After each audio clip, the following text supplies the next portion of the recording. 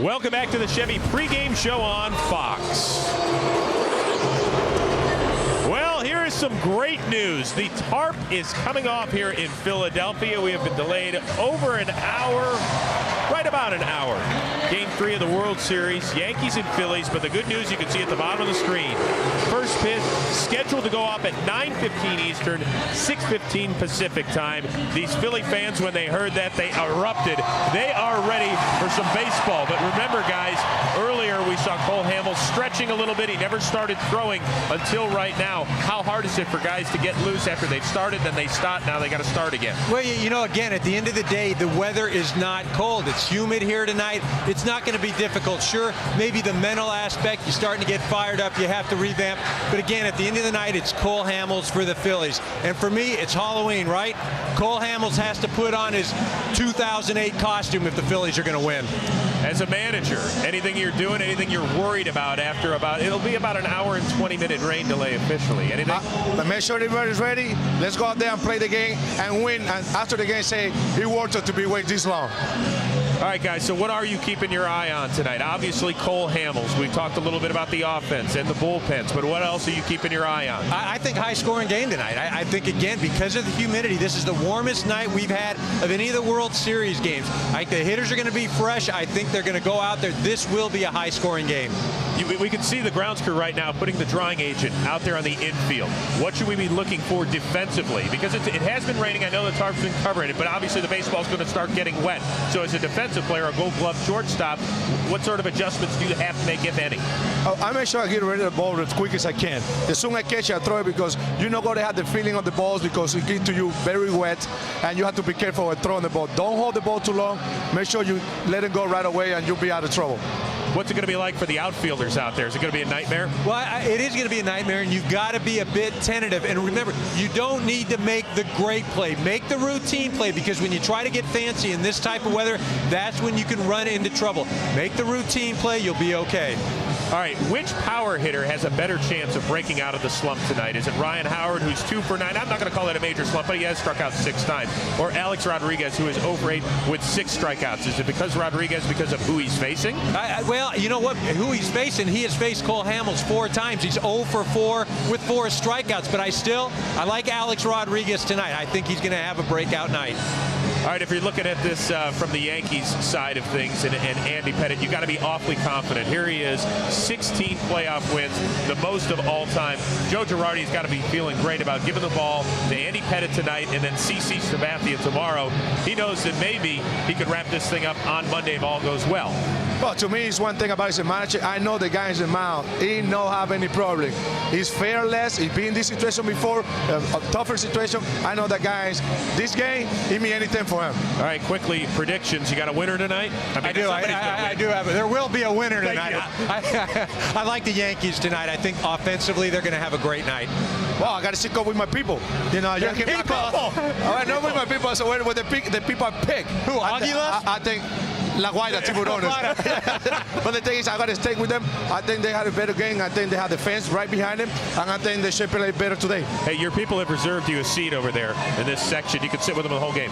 Well, I got more friends in New York. I got here in Philadelphia, okay, just in case. All right, guys, we are inching closer to our scheduled first pitch of 9:15 Eastern as the captain is getting loose. Coming up next, it'll be the national anthem performed by the cast of Glee. That and more right after this.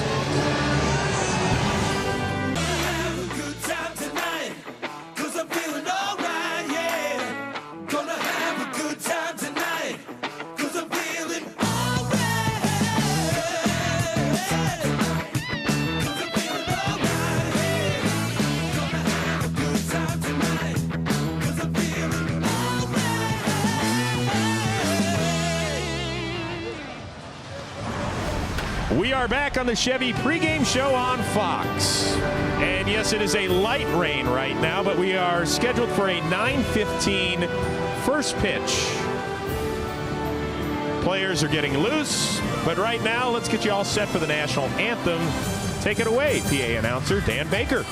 And now, ladies and gentlemen, would you all please rise and help us honor the United States of America? Out of respect for our country, we ask that you please remove your hats as the cast members of the Fox hit TV show Glee sing our national anthem.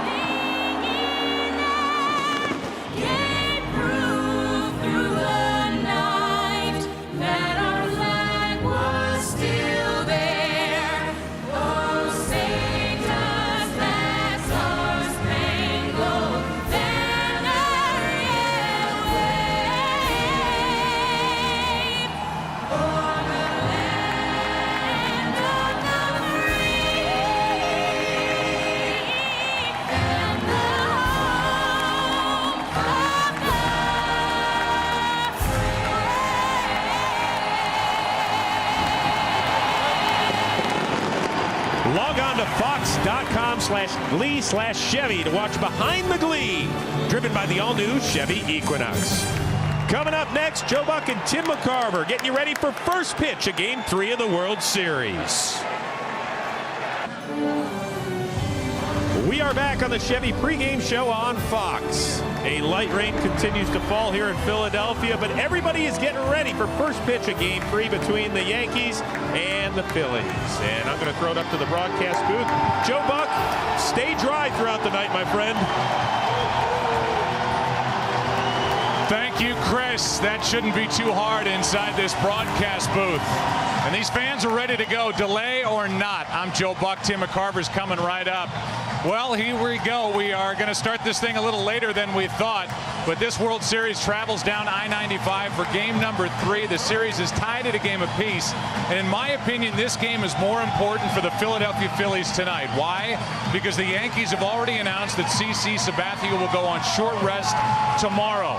So what the Phillies need is for Cole Hamels to be Cole Hamels like he was last postseason, to be a dominant type left-hander and give the type start that they got from Cliff Lee in game 1. And I welcome in my partner Tim McCarver, and I'll ask you agree with what I just said? Absolutely. I think there is a psychological edge as far as the Yankees are concerned. I think it was very smart for the Yankees to say CC Sabathia is starting tomorrow night because it puts a little extra heat on Cole Hamels and the Phillies. And because we're in a National League city, there is no DH. That has got to be advantage Philadelphia. Well, when you consider that the DHs of the Yankees hit 33 home runs and drove in 107 runs, that's a lot of offense to lose by coming to the National League city. So Andy Pettitte gets the baseball tonight. These Yankee starters, it looks like, are going to go on short rest the rest of the way through this World Series. And here is Andy talking about how he and this staff feels heading into these starts. We are so rested right now. I've never been so rested and seen a staff so rested from the way that Joe used our bullpen at the end of the year. So I mean, we're in great shape to do whatever needs to be done to try to pull this off. So as you look at Andy Pettitte, let's think back to the last time he took the baseball. ALCS Game 6, he was outstanding against the Los Angeles Angels of Anaheim. He won again. 5th time that he won in a clinching game, and so the Yankees move on to the World Series, and now here they are tonight in Game 3, and they hand the ball to Andy Pettitte, who has this, making his 8th World Series appearance, 16 wins. That is the most all-time during the postseason. And now we switch gears and look at the other side, and we talk about Cole Hamels, the left-hander, who last postseason the numbers were staggering, a 4-0 record, an ERA under 2. 1.80, and Tim, he was the MVP of the NLCS and the World Series. He had a better breaking ball. Eric Karros talked about it, a better breaking ball last year. He needs to throw the breaking ball effectively tonight. So there is Cole Hamels. It's been a long wait, but he is set to go. So is Andy Pettitte. We hope you are. It's Game 3 of the World Series next on Fox. Games 1 and 2 of the World Series were pretty much identical. Great pitching on both sides, plus timely home runs that were the difference. As we move down the turnpike on Halloween night, a couple lefties familiar with World Series success try and keep the opposition spooked, put their team up in the series. It's the World Series. It's Game 3. It's Halloween. It's all next on Fox. The World Series on Fox is sponsored by the Home Depot. More saving, more doing. That's the power of the Home Depot. By Geico, 15 minutes could save you 15% or more on car insurance. And by McDonald's.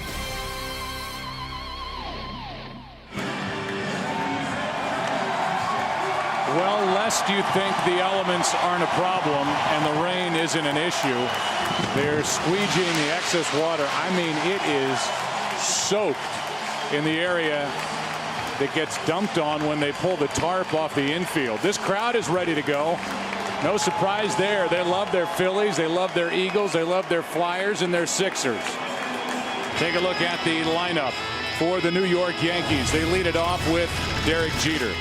Johnny Damon bats second. He's in left. Mark Teixeira hits third.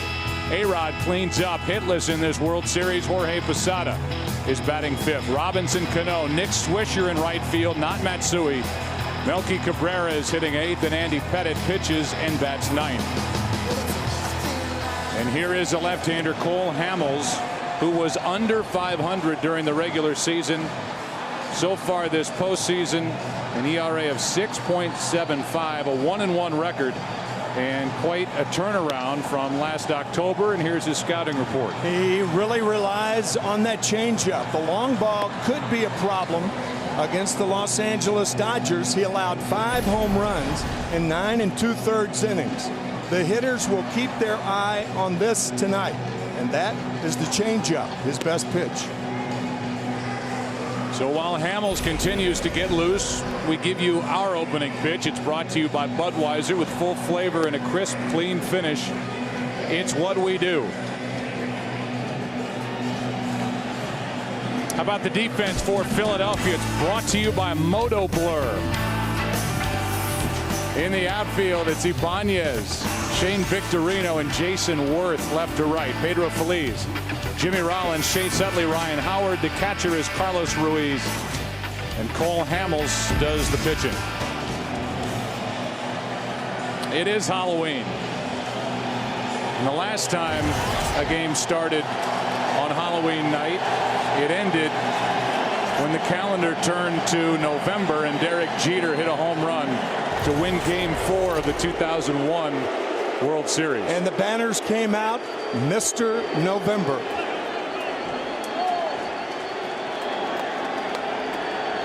Getting underway an hour and 20 minutes after we had planned to. Glad you stayed with us. Game 3. Strike one.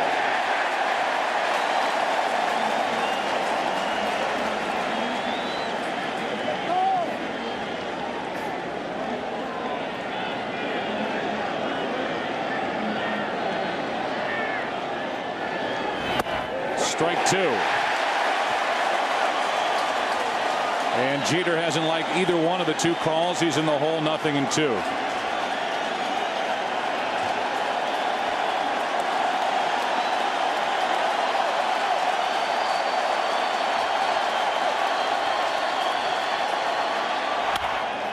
Good pitch by Hamels, jammed Jeter and gets the out.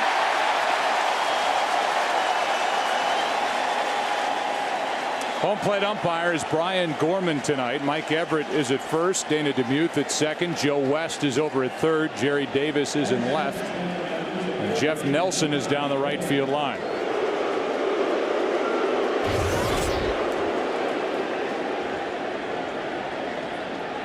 And it looks like Joe West got a new headshot. They brightened him up a little bit. All right. The blue cowboy got brightened up. With one out, nobody on, here's a strike to Johnny Damon.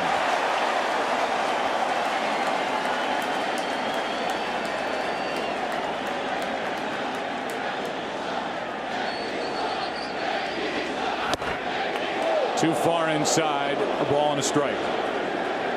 Cole Hamels is 6'3", 192 pounds, still just 25 years old.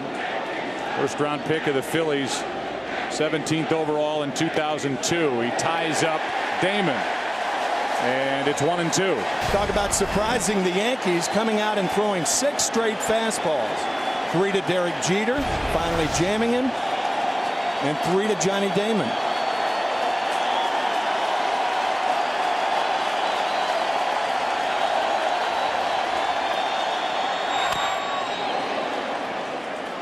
Still 1-2. Talked about the great postseason last year for Cole Hamels. 4-0 in the MVP in the last 2 rounds of the postseason. All told, he threw 262 in the 3rd innings last year. They've taken its toll leading into 2009. He's thrown about 32 fewer innings this regular season. And the first changeup of the night from Cole Hamels, and Johnny Damon got a piece. I think that distinguishes Cole Hamels from most left-handed pitchers. Hamels will throw the changeup. A lot of times, historically, left-handed pitchers didn't want to throw the changeup because of that down and in area to left-handed batters. Not Hamels. That's up the middle. That's Rollins to his left. 2 out.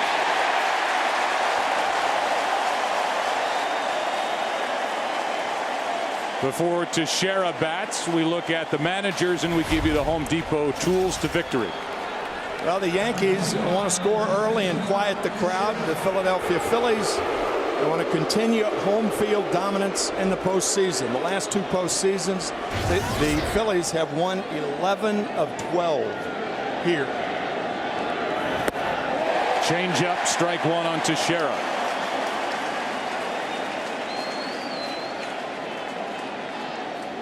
After splitting the first 2 games of last year's World Series, the Phillies came home, won all 3 at home, and won their 2nd championship. Good rip on a 91-mile-an-hour fastball, but now it's 0-2, and Hamels can make a statement here in the first.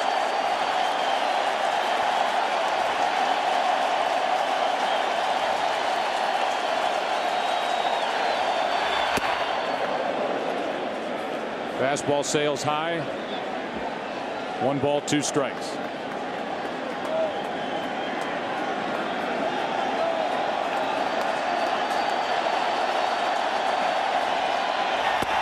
Got him. A lot of fastballs in the first inning from Cole Hamels. Happy Halloween from all of us at Fox. The World Series is sponsored by Motorola Click with Moto Blur, the first phone with social skills. By Taco Bell's free Blackjack Taco giveaway. Visit TacoBell.com for details. And by MasterCard. For every postseason home run, MasterCard will donate $1,000 to Stand Up to Cancer.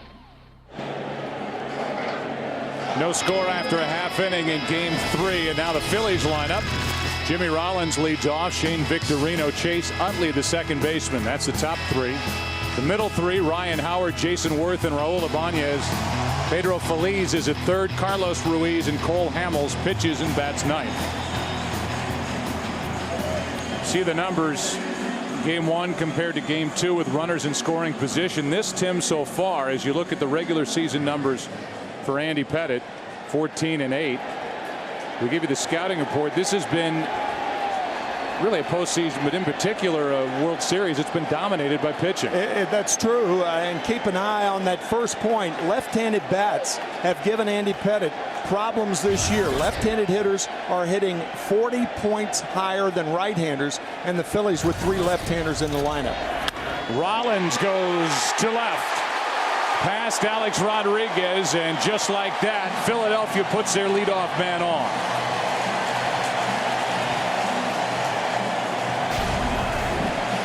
Jimmy Rollins, it appeared, looked inside. He looked hard inside. He got it, and it trickles off the glove of Alex Rodriguez. Tried to backhand it on the short hop. So it's a base hit to lead off for the Phillies.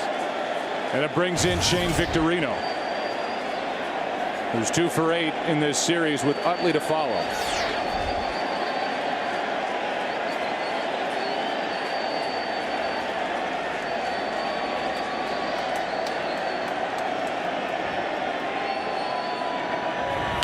That is foul outside third.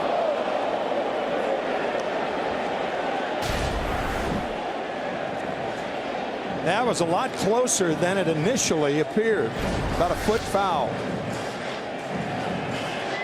Andy Pettitte, the left-hander, is the best in the big leagues at slowing down the opposition's running game, and that's such a big part of what the Phillies do.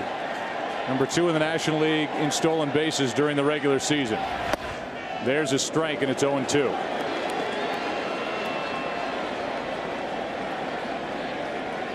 Utley next. The Phillies during this postseason 7 of 9 in stealing bases. Rollins, 4th best total during the regular season with 31. And there's the first throw over. Against the Los Angeles Angels of Anaheim, Andy Pettitte in his first start threw to first base 19 times. Picked off 1 runner in the process. That was Torrey Hunter.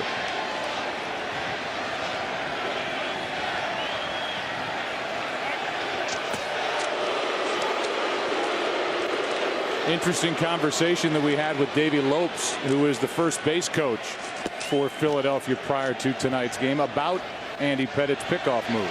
Davey saying that umpires are very, very liberal. And I think everybody in baseball knows that. If you have a good pickoff move, if you're a left-handed pitcher, you have to be liberal. It's a balk move. It's very, very close to being a balk. Almost every time he goes to first base. But he does it so consistently, and that was really Davey's point. He's so consistent with it that umpires have become used to it, and it's certainly understandable.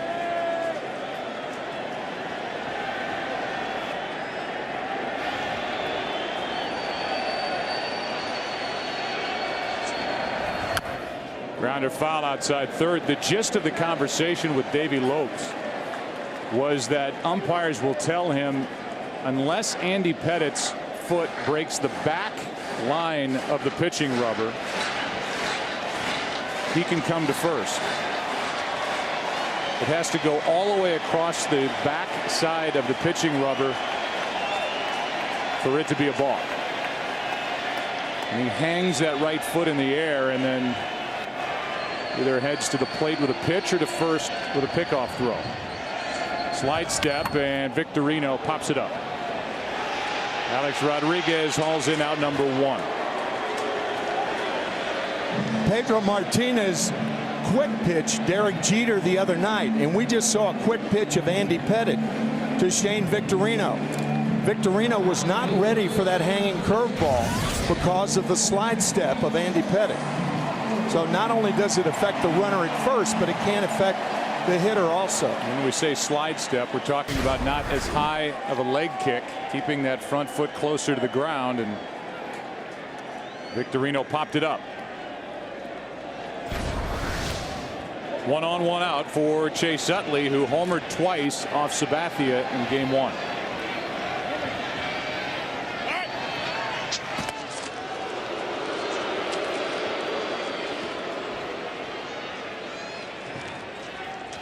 Jimmy Rollins, to this point, is at a very small lead over at first base. I asked Davey Lopes, I said, do you tell your runners to guess? He said, I don't like to guess. Then it's a 50-50 chance. No guessing.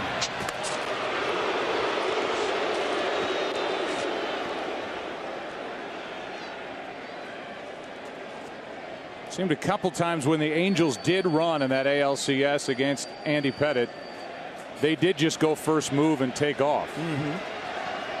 You see the pickoff throws, 19 the highlight in game 3 of the ALCS. Led the American League with 177 during the regular season. Utley fouls away, strike one. That's a rarity. Chase Utley swinging at the first pitch, the first time up. Normally he takes that pitch.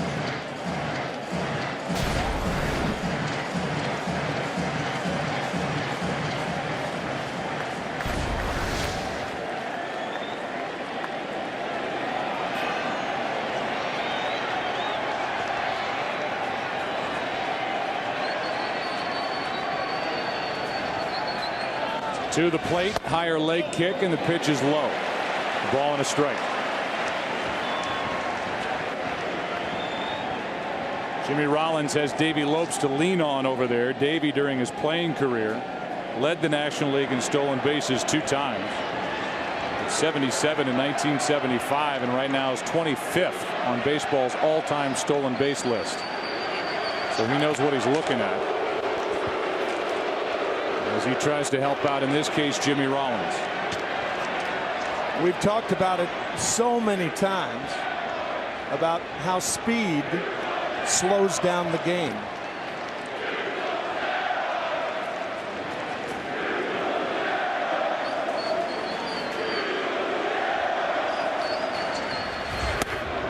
That pitch down and in, 2-1 on Utley. Chase Utley extended his streak to 27 straight postseason games reaching base by a hit, a walk, or by hit by pitch. In game 2, when he drew a walk, did not have a hit. Up on the count here, 2-1. 31 home runs during the regular season. There goes Rollins. Got a good jump and no throw. No guessing, huh? Jimmy Rollins looked like he guessed and guessed right.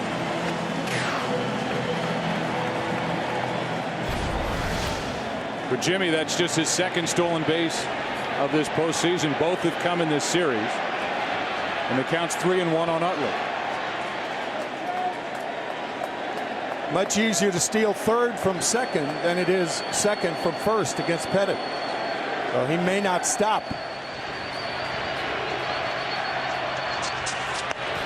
How about that? Spins and throws to Jeter, who hadn't moved.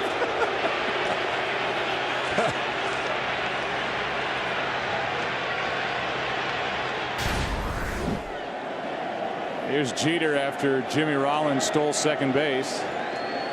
Teammates from the World Baseball Classic. And then Jeter just got a surprise from Andy Pettit. 3-1. 3-2.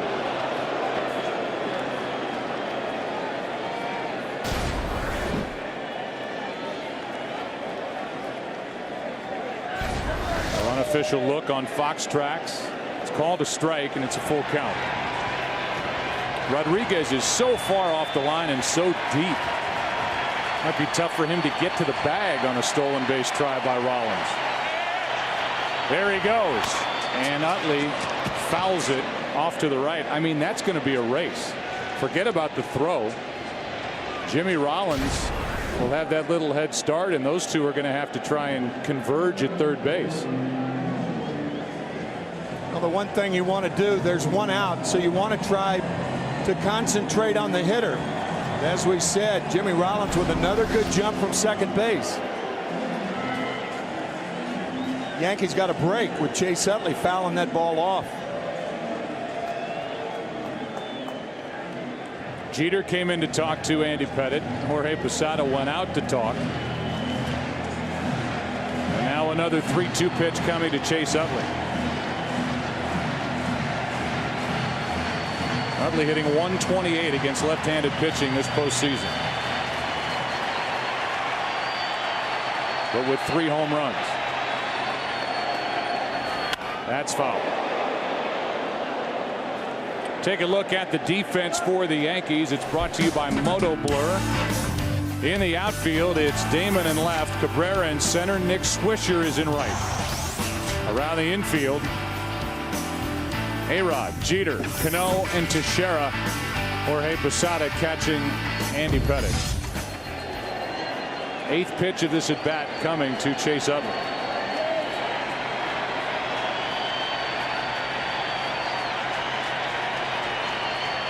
Time called. You saw that bottom note. Maybe you didn't. The Yankees have played 11 postseason games, and in 10 of them they've gone errorless defensively. They've got 3 total errors this postseason. They all came in game 2 of the ALCS. It's helped out a staff. For Girardi, here's a 3-2. Instead, Pettit spins. Joe, you picked up Alex Rodriguez playing well off the line. The one thing that, if there were no outs, you might have a tendency to lean toward third base. But with 1 out, you want to play the hitter and not the runner. And that's why A-Rod is that far off the bat. But you're right. If Rollins gets a good jump, and this pitch is a strike, and Rollins could steal the base because A-Rod has too far to go. Utley strikes out as Andy Pettit wins that battle. 2 out.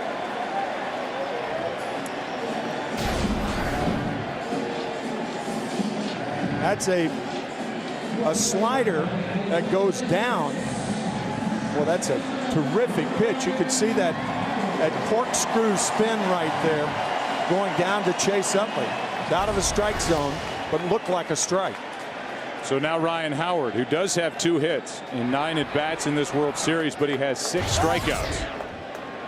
We came on the air prior to game 1 talking about the hot corner infielders for each team, Alex Rodriguez and Ryan Howard, and they've cooled off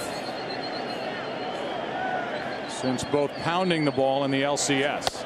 Strike 1 from Pettit.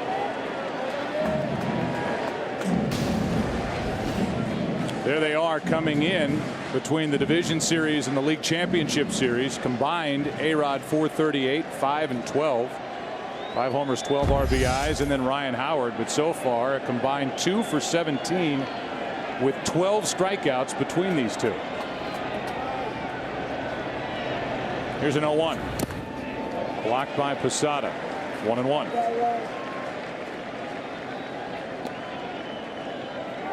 You may have noticed that everything Andy Pettit has thrown left-handers thus far has gone away from them.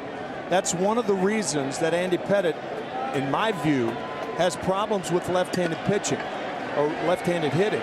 He does not run the ball in on left-handers. They become very comfortable and can shoot the ball the other way. 282 left-handers hit against Pettit this year. Good pitch there, and strike 2 on a swing and miss by Ryan Howard. If you're a scout scouting Andy Pettit, what you tell the left-handed hitters of the Phillies, look away. Those are the tendencies. Look away, even with 2 strikes.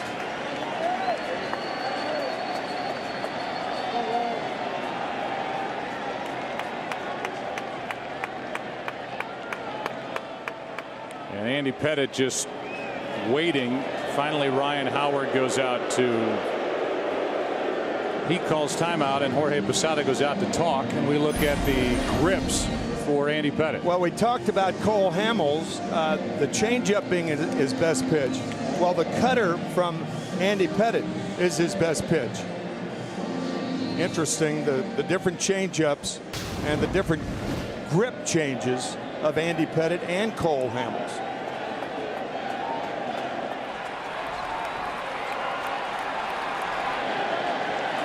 Rather relaxed Cole Hamels. He's only gone a half inning. It was a good half inning. Here's a 1-2. And Posada keeps it at the plate, 2-2.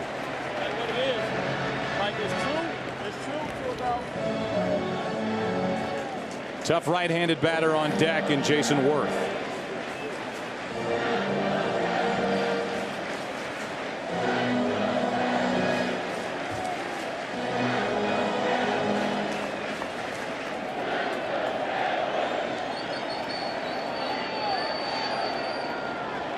Pace of this game, it's a good thing we gain an hour tonight.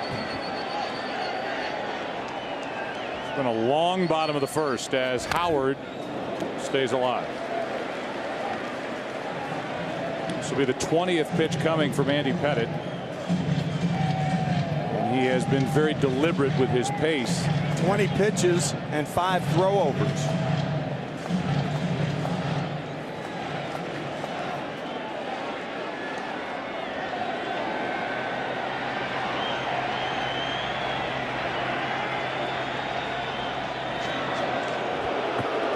no need to worry about Rollins in this situation. You have a power hitter up with 45 home runs on the year, 2 in the postseason, 141 ribbies. No need to pay attention to the guy at second, not with 2 outs. Surprising that Andy Pettit would worry about Rollins that much with 2 strikes on a hitter like Howard and 2 out, as you say. Yep.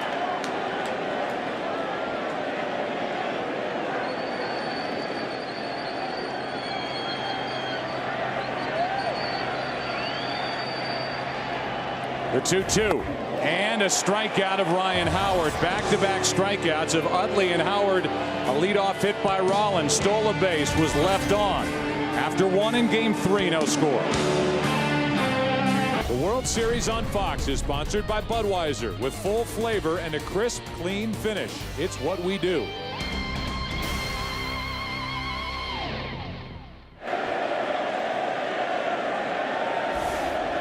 As we move into the second, Chevy and baseball have teamed up to give fans a chance to win tickets to the postseason. And even better, you have a chance to win a new Chevy. Register at worldseries.com/Chevy. And may the best team win. Here is Alex Rodriguez leading it off, and he gets drilled by Cole Hamels. Well, the Phillies have been making Alex Rodriguez inside conscious. Trying to come inside with a fastball. And this is the first time that Alex Rodriguez has been on base in the 3 games. Striking out 6 times, as we said earlier. So the leadoff man is on. And Jorge Posada is going to have to get rid of the weight part on his bat if he's going to hit. It's a little tough to hit with that on there. Does not look like Jorge can get it off, however. He might need help. Either that or find a new bat. There we go. Harder surface. You know who invented that, by the way, that weight they slip on the end of the bat? Elston Howard, the great Yankee great. The donut on the end of the bat. No, I didn't. I did not know that.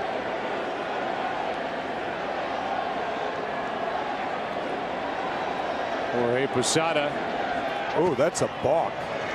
Well, Cole Hamels got away with one there. In fact, Davey Lopes was talking, watch the move toward home. Can't deceive the runner. In fact, Davey Lopes was talking about the line that they drew. Here's a chop left side. Phillies juggles it, gets the lead runner, and that's it. A force out with Phillies throwing to Utley, 1 on, 1 out. In spring training, they used to have a line that was about halfway between first base and home, and they did it for the umpires to get used to pitchers that had to step to first base. When you're throwing over there, you have to make the move toward first. And of course, Andy Pettit, we've seen, is so deceptive, but you can't do half and half, and that's why Cole Hamels got away with that first move to first base. Here's Robinson Cano.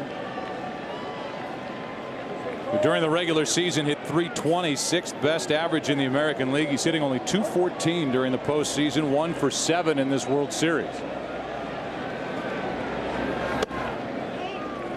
There are some big holes in this Yankee lineup that pounded out 244 home runs, and as a group hit .283, which was the 2nd best team average in the American League. 2 guys back-to-back in Cano and Swisher. And yet here are the Yankees in the World Series, tied at a game apiece with the defending champion Phillies. There's a strike, and it's 1-1.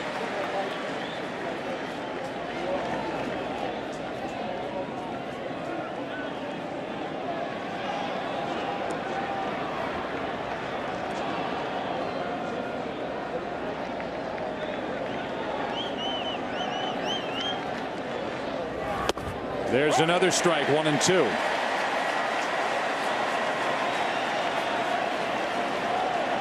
It was a 1 hour 20-minute delay. We started this game at 9:17, and for the Yankees, I think an advantage getting this game in here tonight. And we'll talk about the reason why here in the top of the second as Cano steps out.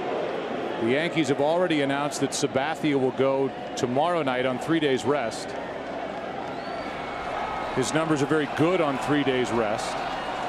And the Phillies are unwilling to pitch Cliff Lee on 3 days rest. There's a strikeout of Robinson Cano. And the second of the night for Cole Hamels, 2 out. The impressive thing about Hamels, the location of his fastball thus far. That is a two-seam fastball. I beg your pardon. The two-seam fastball goes down and in to left-handed batters, away from right-handers. And that one just disappeared on Cano. Here is Nick Swisher. We heard from Nick Swisher before the game started, being interviewed by Ken Rosenthal. Tell you what, if batting practice is any indication, he told Ken Rosenthal he was going to break out of his slump here tonight. Batting practice would tell you that he would. He was hitting rockets all over this park and gets another opportunity from his manager Joe Girardi. He was out of the lineup in game 2. It's outside, a ball and a strike.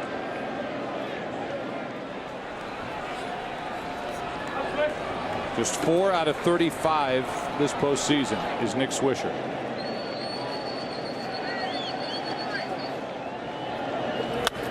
And a pop-up into shallow right center. Out goes Utley and gives way to Worth to end the inning. Hit batsman started it. Yankees strand a runner, and after an inning and a half, no score. Making the crowd's heart swell. Oh, there it goes. Irresistible. Robinson dashes to the plate. Making the crowd hold its breath. Unbelievable. Being part of the crowd that stands up to cancer. Priceless. Join Major League Baseball and MasterCard and stand up to cancer. You have the power to save lives now. Go to standuptocancer.org and give.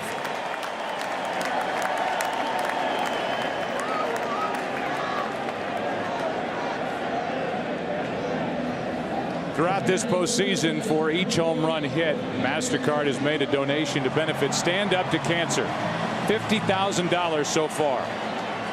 Tonight, the first time a home run hits the MasterCard Hit It Here sign, MasterCard will donate $1 million to Stand Up to Cancer. And a nice moment prior to the bottom of the second here at Citizens Bank Park. And the first pitch is down and in, ball 1 to Jason Worth. It'll be Jason Worth, Raul Ibanez, and then Pedro Feliz for the Phillies. We got a leadoff hit from Jimmy Rollins in the first inning.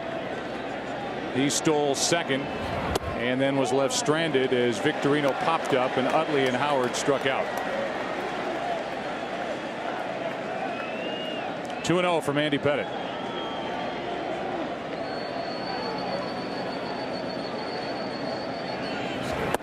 And now ball 3.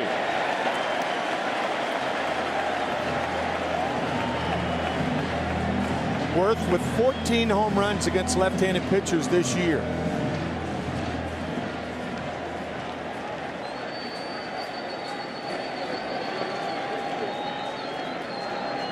.30 from Pettitte is in for strike 1.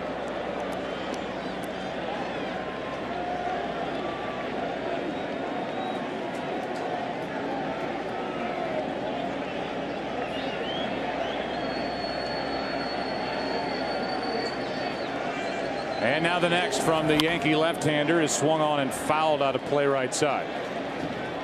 Talk about all the home runs hit at the new Yankee Stadium, 237. This ballpark was number 3 across baseball as far as home runs hit here with 207. Rangers ballpark number 2 in between Philly and New York. 3-2 pitch, and there's a shot. And there's another homer here at Citizens Bank. 1-0 Philadelphia.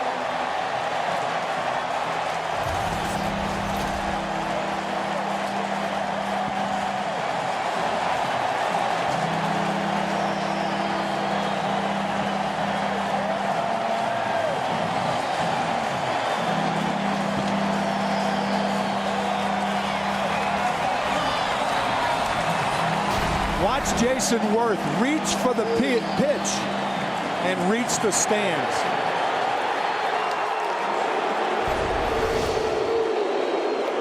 Now Raul Ibanez takes a ball down and away.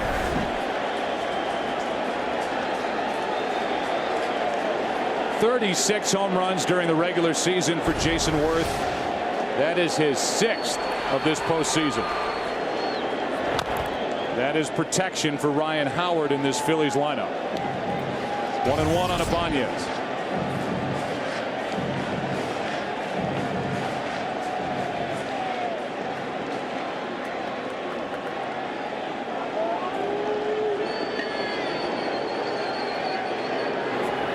There's a strike from Pettit, strike 2. Jason Worth was originally drafted by the Orioles organization. Just hit a 394-foot home run to put Philadelphia on top here in Game 3. And Ibanez strikes out, 1 away. All 3 left-handed Phillies hitters, Utley, Howard, Ibanez, have struck out on breaking balls away. Again, Andy Pettit has not come inside on one left-handed hitter so far in this ball game. Here's Pedro Feliz.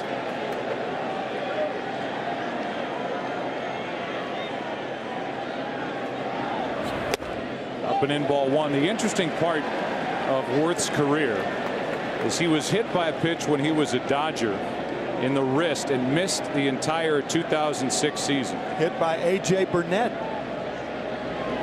Here's a 1-0, and Phillies hits one to right. Back is Swisher at the wall. It's off the wall. And Phillies has a 1-out double.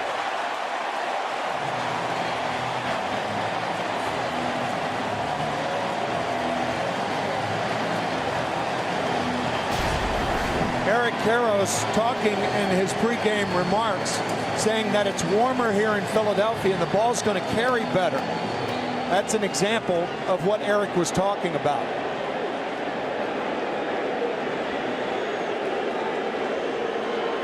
Hit over halfway up the wall and right. And the batter will be Ruiz. And just to finish on Jason Worth, when he was cut loose by the Dodgers after Worth missed all of 2006, Pat Gillick, who had been the general manager with the Orioles when Worth was drafted in 1997, was here in Philadelphia, and he immediately scooped him up.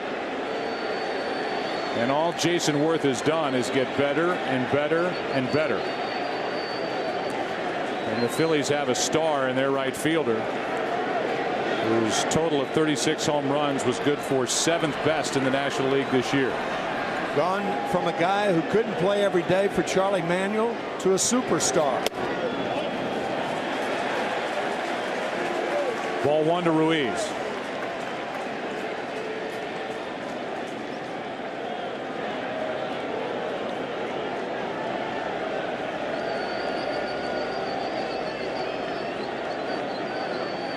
Here's a 1-0. 2-0.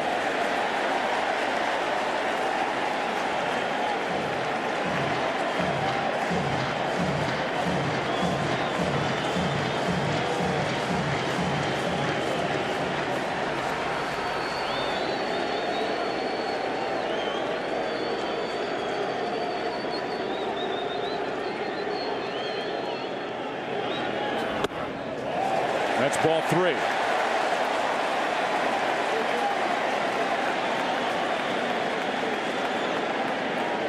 On deck is the pitcher Cole Hamels.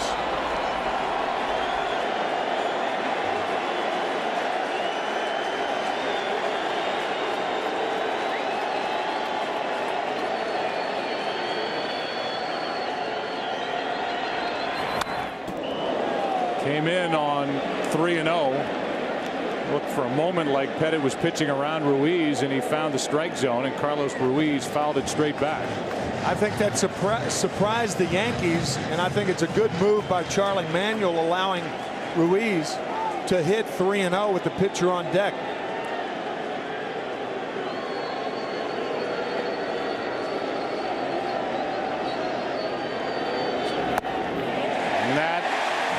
is ball 4. Hamels is coming up. Jason Worth has given the Phillies the lead, and here are Cole's thoughts on the type athlete Jason Worth is. The complete package for an athlete. When he has come on to our team, the past couple seasons, has gotten better and better every year, and now he's finally come into his own. And he's the type of guy when you watch him take batting practice, he puts on a show. Jason Worth is 30 years old, and Cole's right, career bests in every offensive category. Major league high 4.5 pitches per plate appearance. Here's his home run, and one of only 2 players to have 35 or more home runs, 95 RBIs, 95 or more runs, and 20 stolen bases.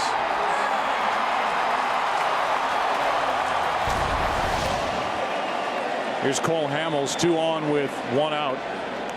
Cole Hamels with 7 sacrifices during the regular season. He'll be bunting here. Both Teixeira and Rodriguez tight at the corners. And the bunt is perfect to load him up.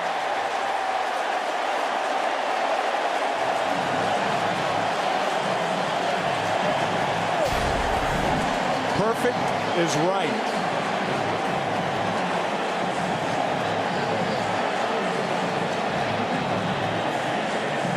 A base hit for Hamels, who was up there to sacrifice, and the bases are loaded with 1 away. Sometimes it's confusing when a catcher and a pitcher converge, and it appeared that Andy Pettitte was going to field that ball. Posada backed off just a hair, and no one fielded it.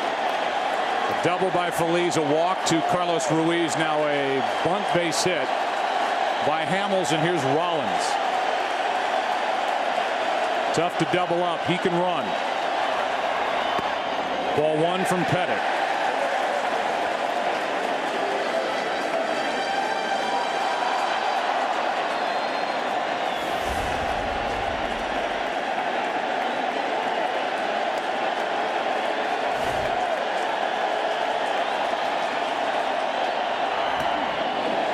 Ball 2.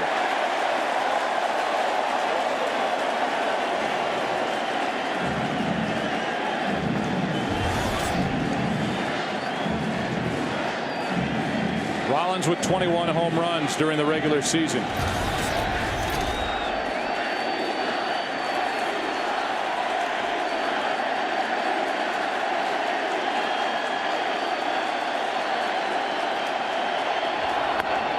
Ball 3.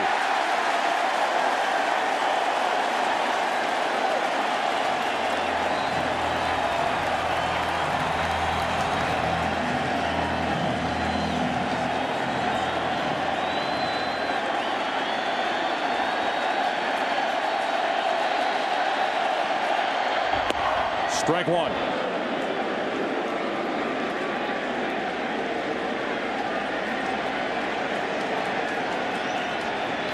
Bases loaded. Rollins is going to get a fastball to hit. Ideal hitting situation for the Phillies shortstop.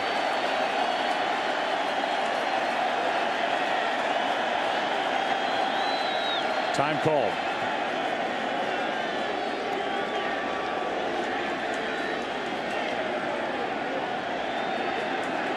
Rollins looking for his first RBI of this World Series.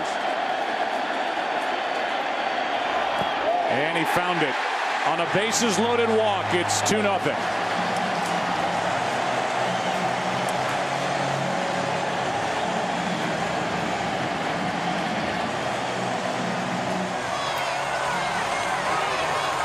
Hey, Joe, we talked about it in the American League Championship Series that even at its highest level, baseball remains a simple game. And the inability to field a simple bunt set up at least 1 run for the Phillies.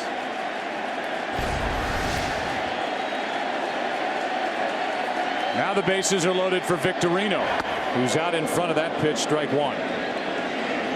Victorino is 2 for 9 in this World Series, popped up his first time. Now it's Ruiz at third with Hamels at second and Rollins at first. The 0-1. Strike two. Two quick strikes from Andy Pettitte.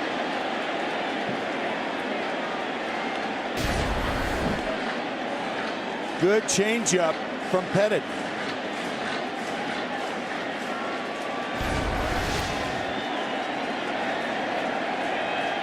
Pettitte does not want to throw a strike over the next two pitches.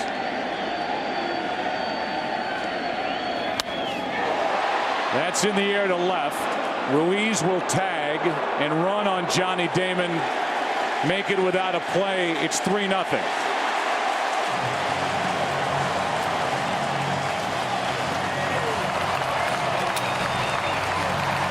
You know, control is being able to throw a ball out of the strike zone when you want to also. The first two pitches were out of the strike zone to Victorino. The 0-2 pitch was the best pitch he had to hit, and he hits a sacrifice fly.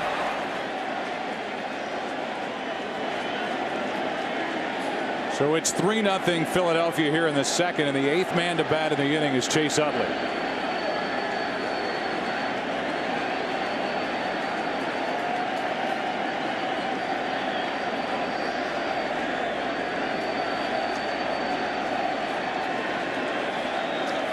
Every pitch, again, to left-handed batters from Pettitte have been away.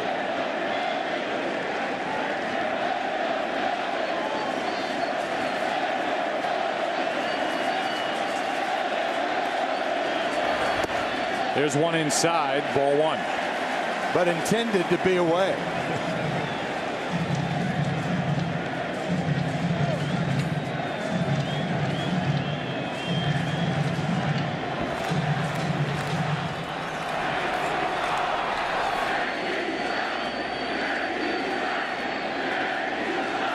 A 1-0 from Andy Pettitte is right down the middle, a ball and a strike. The Phillies, who on their home white uniforms wear the initials of late broadcaster Harry Kalas, the HK, left side of their chest.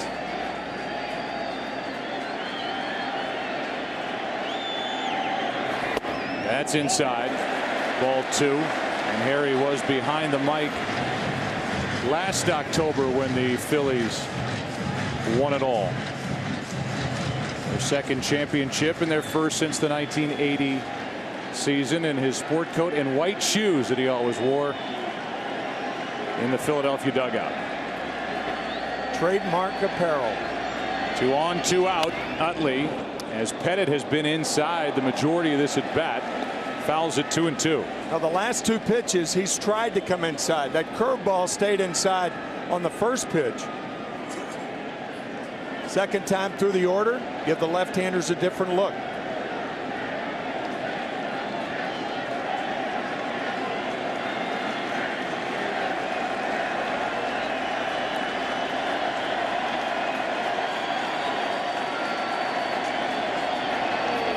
That's strike three to end the inning. But a big inning for the Philadelphia Phillies, and it started with Jason Worth. A home run made it 1-0. After two, it's 3-0 in game three. Melky Cabrera first up for the Yankees, down by 3. Andy Pettitte will follow, then Derek Jeter, and there's ball one up and away from Cole Hamels.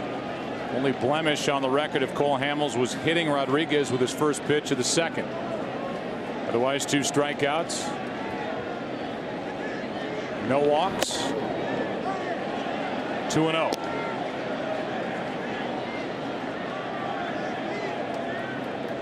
Cabrera 7 for 16 over his last 5 postseason games, hitting .293 overall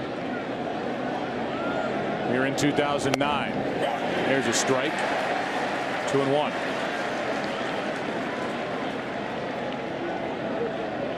Cabrera has been one of the more consistent hitters in this Yankee lineup this postseason. Waits for a 2-1 and hits it hard to third, but right at Pedro Feliz. 1 out.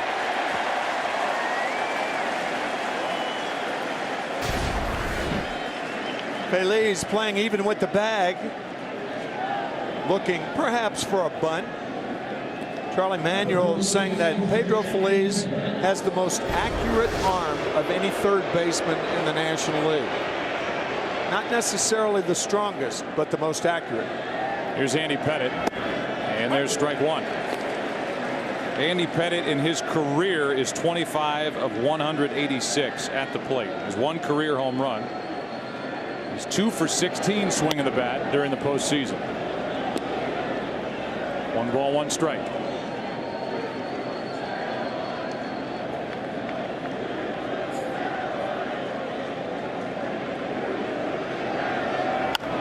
Reaching for it, checks on Utley, who makes the play. 2 out. At the risk of oversimplification, when we talk about a four-seam fastball from a pitcher, it's good to be reminded that every position player tries to throw a four-seam fastball, whether you're an outfielder or an infielder or a catcher. They always practice throwing a four-seam fastball, as Felice did on that simple out at first base. The 2 out, nobody on, and Derek Jeter will be the hitter. Jeter hit a weak comebacker to Cole Hamels his first time. Now 4 for 9 in this World Series.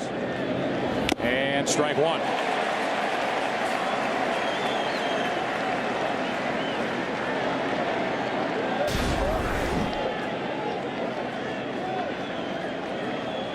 Opponents have hit .328 against Hamels this postseason. Coming into this start, he looks like he's got better stuff than that here tonight. As he misses low, it's a ball and a strike.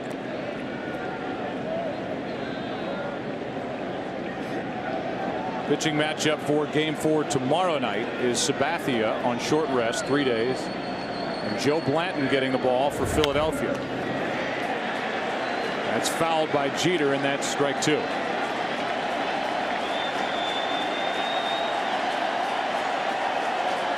Blanton was a starter and a winner and a home run hitter last World Series against Tampa Bay. Started and won Game 4 10-2 over the Rays.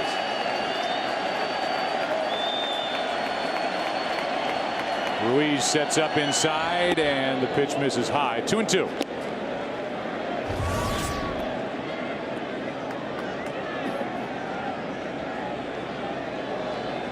The Yankees have not played in this ballpark since 2006. Trail here 3-0 in the top of the third. And Jeter stays up there.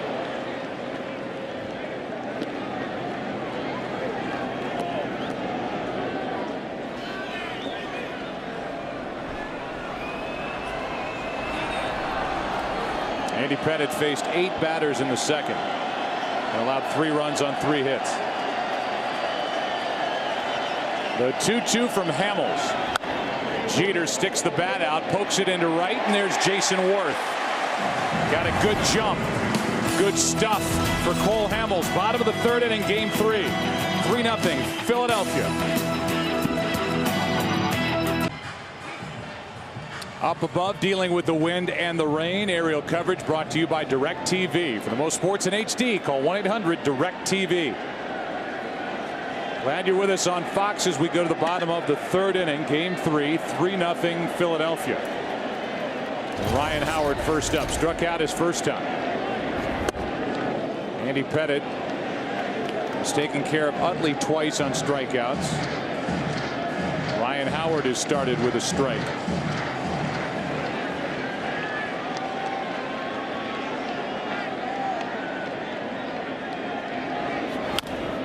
Strike 2.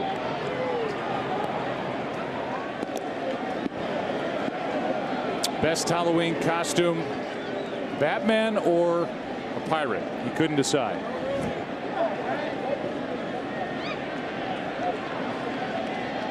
Growing up in the St. Louis area, attending Lafayette High School, the 0-2 pitch and another strikeout for Howard. That is the 8th strikeout in 11 at bats. for Ryan Howard. Our Jeep trivia question: who has the highest career batting average in World Series play with a minimum of 100 at bats?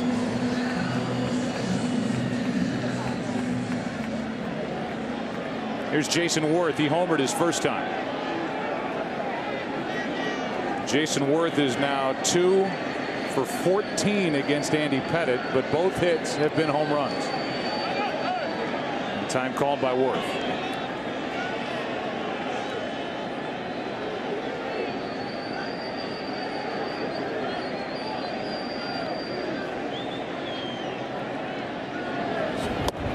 Strike one from Pettit.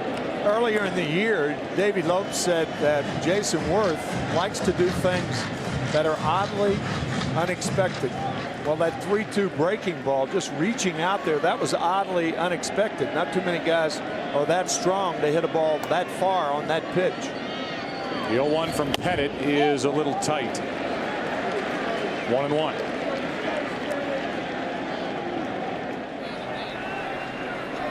On deck, Ibanez.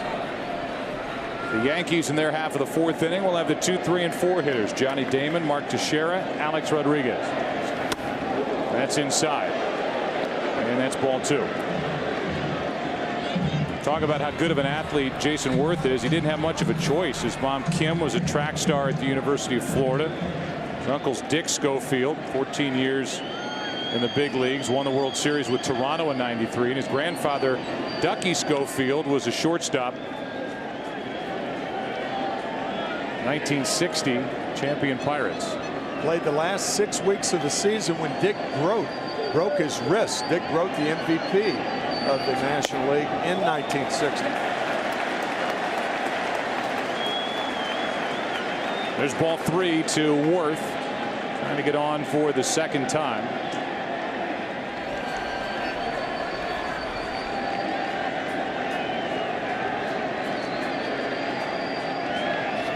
And a fly ball into right. Swisher in front of the track.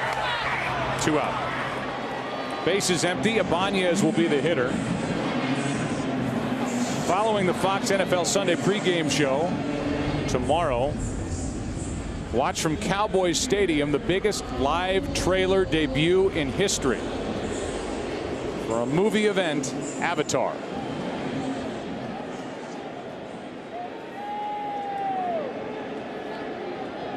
Here is Ibanez, who struck out his first time. Pettit has struck out 5. All left-handers. And Ibanez hits it to center for Melky Cabrera. That sends this game into the 4th. Big bats coming up for the Yankees here in Philadelphia. Phillies up 3-0. The World Series on Fox is sponsored by Bank of America, Bank of Opportunity. By DJ Hero, 93 original mixes now in your hands. And by Jeep. I live, I ride, I am Jeep. The rain is cleared out of here. It's a little bit windy, but the temperature for this time of year, warm.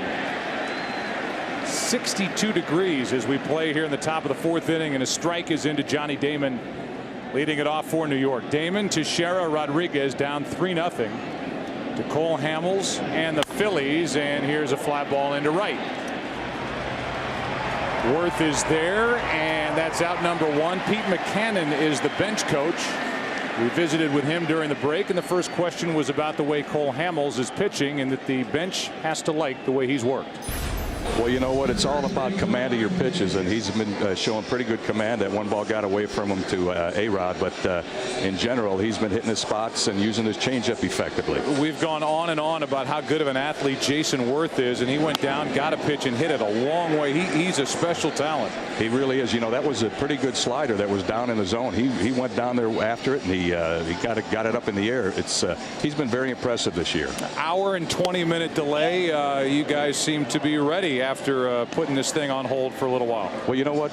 One thing I've seen in this team being here for the first year is these guys come to play, they love to play, and they feel like they can win every game.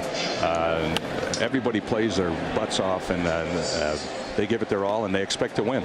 We appreciate your time, Pete. Thank you. You're welcome. Pete McCannon in his first year as bench coach for Charlie Manuel. And so far, Cole Hamels is not allowed to hit. 3 straight fastballs to Teixeira, who struck out his first time, and now Hamels steps off.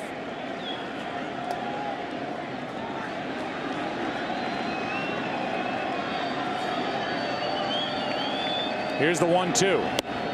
2-2.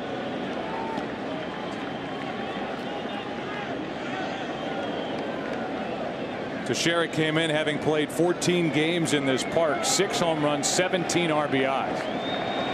Former Atlanta Brave takes high, and it's a full count.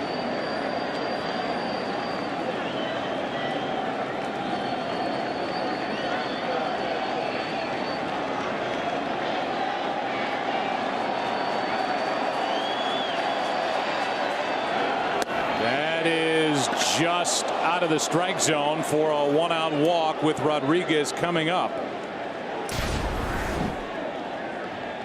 Phillies wanted this pitch, but it appeared to be a little low. Close. 6 straight fastballs to Teixeira, and the 6th one is called low by home plate umpire Brian Gorman. Close. And so a walk in front of the hitless Alex Rodriguez, hit by a pitch his first time. He's 0 for 8 with 6 strikeouts.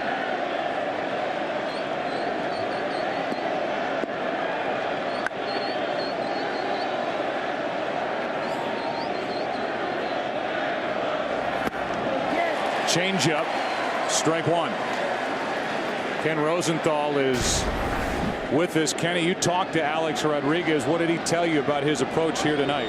Well, Joe, in speaking to reporters yesterday, A-Rod stayed on point like a politician, saying that he repeatedly needed to swing at strikes. Now, he did that remarkably well in the first 2 rounds, not as well in the first 2 games of this series. He said, hey, if I need to, I will pass the baton to the other hitters in the Yankees lineup. He even said that going 0 for 0 with 4 walks would be a perfect game. Here's one down the right field line, and it's high off the wall, a fair ball. Teixeira is at third and held there as Worth gets it back in on a double off the wall to right, and the first World Series hit for Alex Rodriguez. And now Joe Girardi is going to go out and talk to the right field umpires. We take another look. Looked like it was right off the top of the railing. It looked like it hit the camera. I think it hit the camera. It sure did. That's a home run. That's exactly right. Good eyes, partner. Well, this is a situation where you can have replay. Yeah, absolutely. It's a boundary call. I think that's what Joe Girardi is doing. That ball, if the camera weren't there, appeared to be a ball that would have gone out of the ballpark. I agree with you. The camera's pointing out and is sticking out a little bit over the wall. That ball literally hit into the lens of the camera, and this is something that could be reviewed.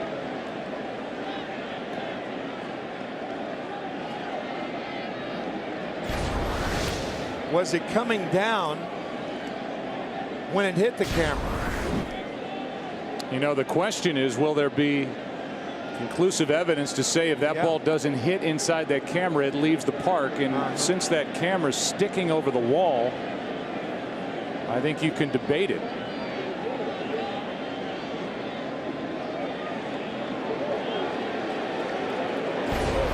So we are going to have a replay situation, and they're going to look at the replay and determine whether that ball would have left or not. I think they're going to determine that it's a home run. I really do. Here's the camera that it hit down the right field line. It's tough to see. Evidently, it's in the left side of your screen. And you can just see it, just a flash. It hit high up on that lens. Boy, it's tough. Wow. Obviously, Rodriguez thinks, if not hopes, that it was indeed a home run, and the umpires will look at this on this monitor. So that's where they'll watch it and determine as to whether it's a home run or not.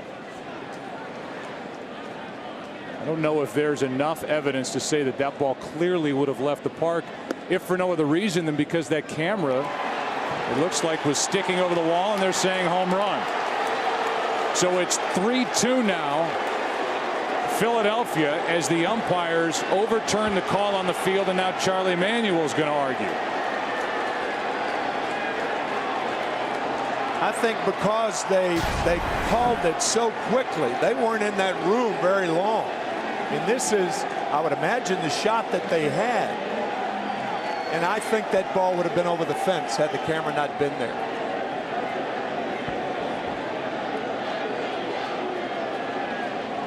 So with that look at the home run, that it's literally into the camera lens, it's an overturn of the call on the field, and it's a 3-2 game on a home run by Alex Rodriguez. So his first hit of this World Series isn't a double, it's a home run. And it's his 6th home run of this postseason, which ties the Yankee record in a single postseason, obviously with more rounds now than earlier in the history of this game, but he ties Bernie Williams. As we play here in the 3rd game of this World Series, and it's a 1-run game. Now Posada bounces one to short, and Jimmy Rollins gets the out, 2 away.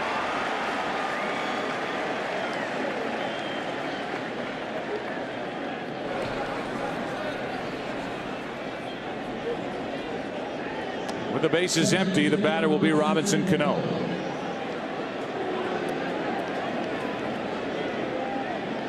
That home run by A-Rod following that walk on the 3-2 pitch to Teixeira on a very, very close pitch.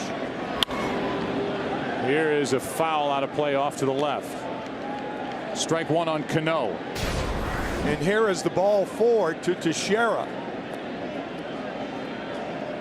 And according to our box tracks, it caught the corner and was high enough, but a very close pitch. Here's a pop-up behind the plate, caught by Ruiz to end the inning. But in the inning, a walk, a home run. Replay in the 4th inning of Game 3. 3-2. Andy Pettitte is ready for the bottom of the 4th inning in what is now a 1-run game. And a strike is into Pedro Feliz. It'll be Feliz, then Ruiz and Hamels, the bottom 3 in the lineup for the Phillies.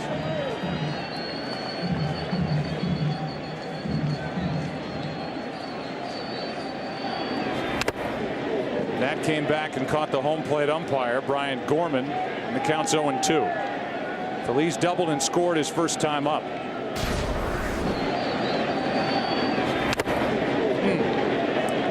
Twister on the mask. A lot of people think those don't hurt. They do.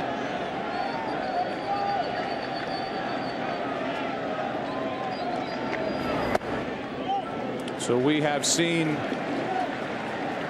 a call that is within the boundaries of the use of replay in the game of baseball, and a call that was overturned on the field in favor of the Yankees as Feliz grounds one to third. Rodriguez backs up and throws high and safe as Teixeira came off the bag. Going to be a throwing error on Alex Rodriguez. He gets under the throw, and the ball tails between first and home and pulls Teixeira off the bag. Feliz ducks, and A-Rod can't duck an error. So that's the 4th error this postseason for the Yankees. The first 3 came all in Game 2 of the ALCS against the Angels. And here is Ruiz, the number 8 hitter.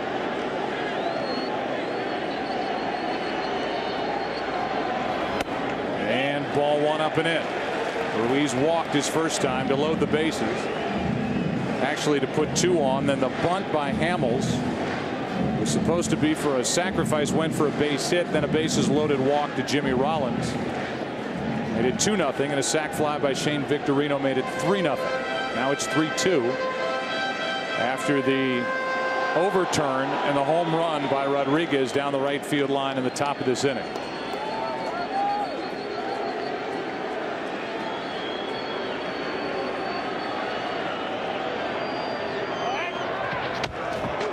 Staggering to get back is Pedro Phillies. A smile on his face. He almost fell over. Pedro is not that far off. It's almost like one long stride and he's in foul territory.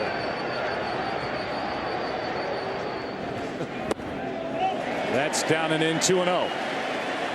So with so much talk, just to be clear and maybe eliminate some of the confusion, there is that limited use of replay in baseball on boundary calls, home runs. Did it get over the wall? In this case, that was the issue on the ball hit by Rodriguez. Fair or foul, and that's it. Here's a ground ball left side. Jeter in the hole. They get the out at second. No throw to first. Here's our visit with Joe Girardi, and the first question was about instant replay and the call that was overturned on the field. No, our coaches thought it hit something funny. It just it didn't carry him right. So and I went out and asked Jeff it.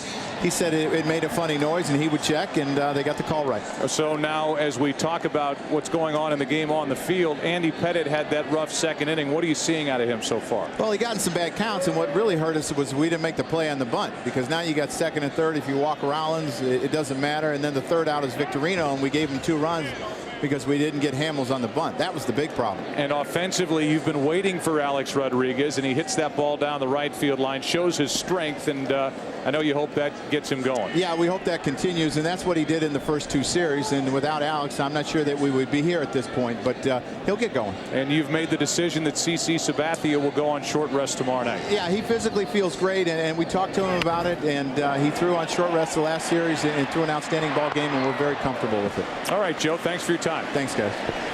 Meanwhile, a sacrifice bunt. This time the Yankees handle it, and it's Posada feeding Cano at first base. Down to second with 2 out is Carlos Ruiz. Jorge Posada making sure that he ran Andy Pettitte off of that.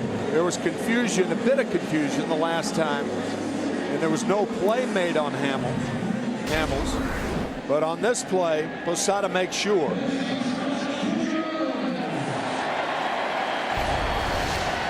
So now a runner at second, 2 out for Jimmy Rollins.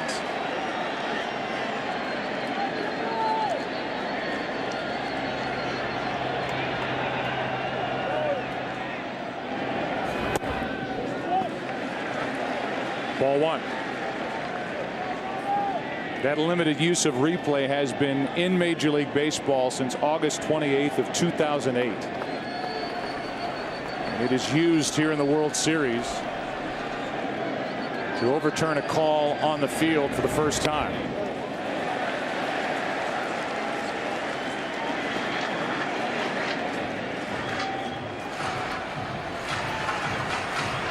Unlike the NFL, however, managers can ask that umpires go to the replay, but they can't demand it.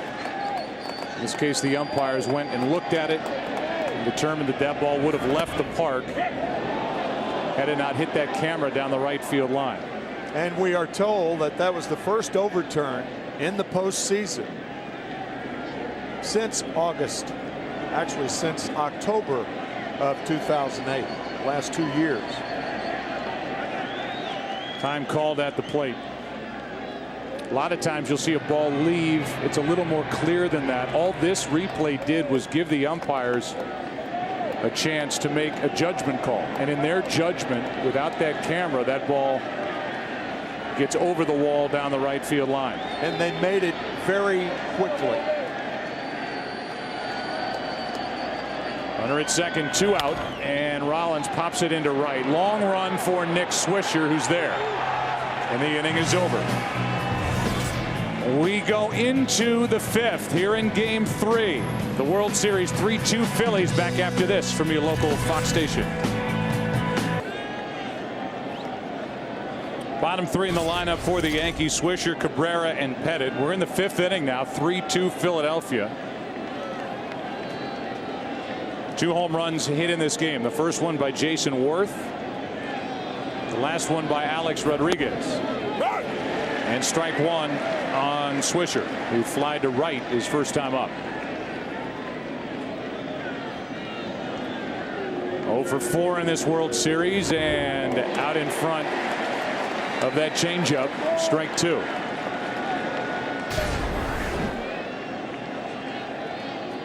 Changeup that looks like a curveball. I think that's the first curveball he's thrown tonight. Surprised me too, Joe.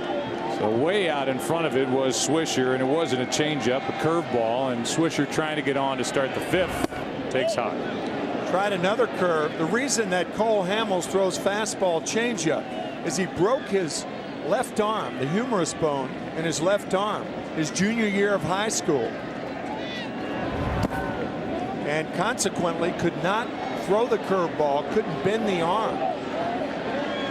So Trevor Hoffman was, of course, fastball changeup, the super stopper, future Hall of Famer for the Padres. That is a fair ball down the left field line into the corner. Swisher will dig for second. Ibanez digs it out of the corner, and it's a leadoff double for Swisher. And that's one of the big reasons he doesn't throw the curveball. He doesn't have the control. A high curveball hit right over the bag. Even though it lands foul, it went over the bag. Properly called by Joe West. Here's the curveball, a hanger. And Swisher with the leadoff double here in the 5th. So it's almost as if here in the 5th inning, Cole Hamels said, okay, now I'm going to break out the curveball. It's something he has been reluctant to do, and maybe we know why. Yeah.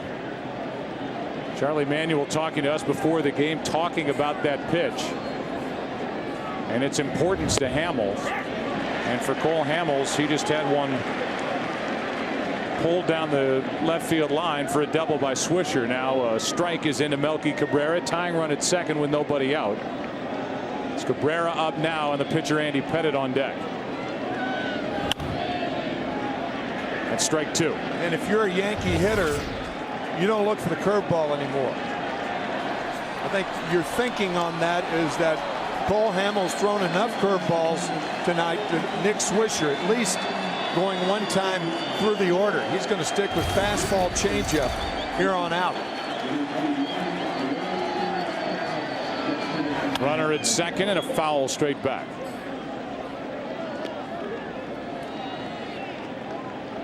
Cabrera with 4 RBIs this postseason. Now 1 for 7 in this World Series after grounding out to start the 3rd. And a changeup gets Cabrera for out number 1, and a strikeout. That's important to Hamels with Andy Pettitte coming up. Back to the changeup to get Cabrera.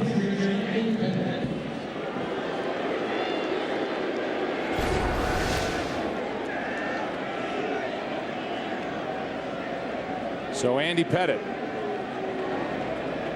who is now 2 for 17 in his postseason career, hits it in the air to left, and Andy Pettitte has just delivered a hit to tie it.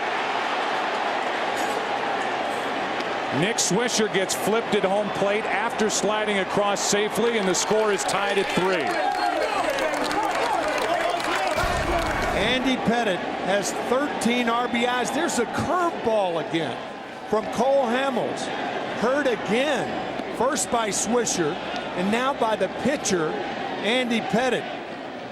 Great block of home by Carlos Ruiz, but Swisher with that straight inside slide to tie it. The only way to go into a catcher. You never hook slide into a catcher, and you never go in hands first. Great straightforward slide by Swisher. And Andy Pettitte with his 14th career RBI, and it couldn't have been bigger. So a 3-3 game here in the 5th inning. And out to talk to Cole Hamels is Rich Doobie, the pitching coach. We look ahead to tomorrow here on Fox. It's a Super Sports Sunday, beginning with the Giants and Eagles right across the street in a battle for first in the NFC East. Then Brett Favre returns to Lambeau Field for the first time as the Vikings take on the Packers.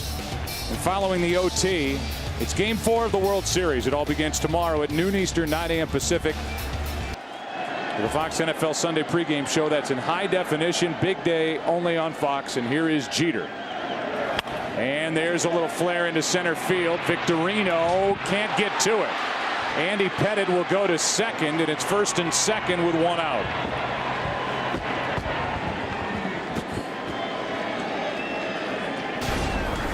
So a flare by Pettitte and another flare about in the same spot by Derek Jeter. Victorino diving for the ball, trying to keep it in front of him, and he does hold Andy Pettitte to second base, but those balls hit in about the same spot. And here's Johnny Damon, who's 0 for 2 with a ground out and a fly out to right. 2 on with 1 out and a strike over the outside corner.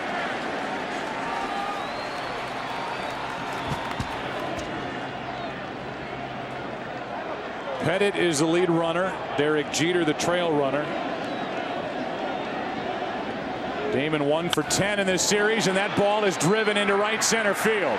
It'll get down, go to the wall. Andy Pettitte will score. Derek Jeter is right behind him. It's a 2-run double for Damon. And it's 5-3 New York in the 5th.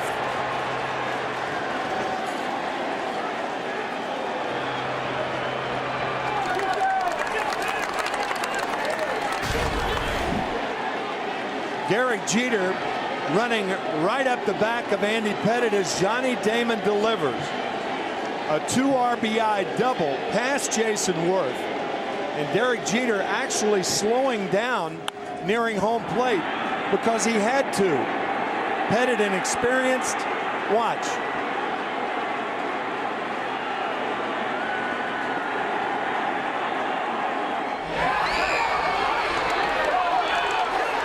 So 2 runs in the 4th inning for the Yankees, and now 3 runs in the 5th, and a 2-run lead for Andy Pettitte, who was right in the middle of this inning.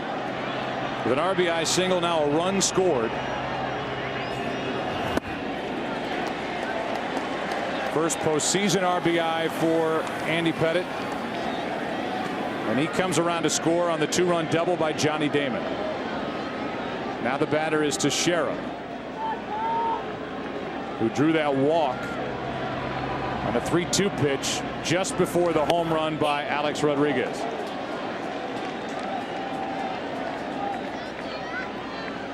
One ball, one strike.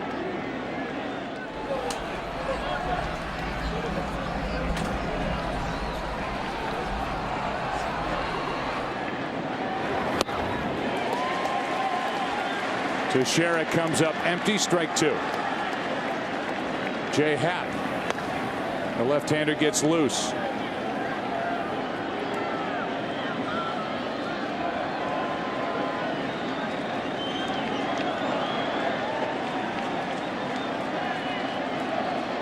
Damon at second, 1 out, and that ball misses. 2-2.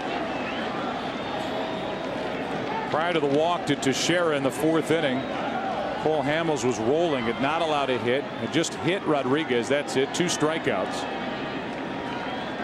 Then a home run, and now an even bigger inning as Teixeira takes inside for ball 3. It's coming prepared. 3 runs in the inning on 4 Yankee hits. And a 3-2 pitch is fouled, third base side. Come on, Katie. Come on, Katie.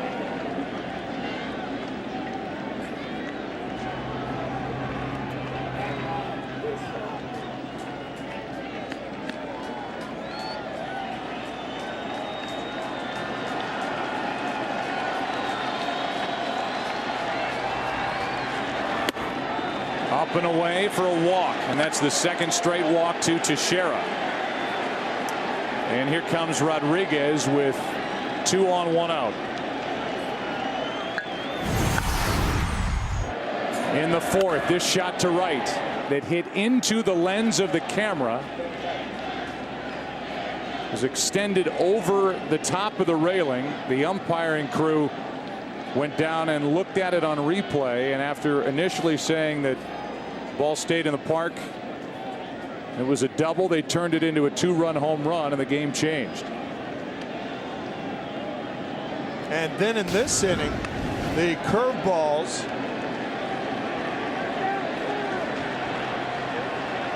the difference in Cole Hamels earlier and Cole Hamels in this inning. The curveball to Nick Swisher and then the curveball to Andy Pettitte is undoing. And that's the end of the night for the lefty. Cole Hamels hands over the baseball. He is knocked out in the 5th. Jay Happ will take over. Rodriguez coming up. A 5-3 Yankee lead here in the 5th inning of Game 3.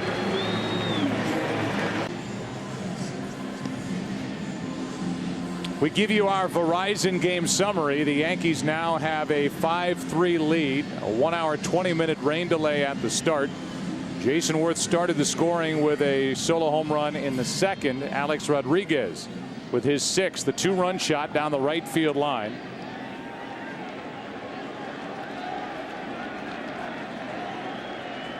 And Jay Happ takes over.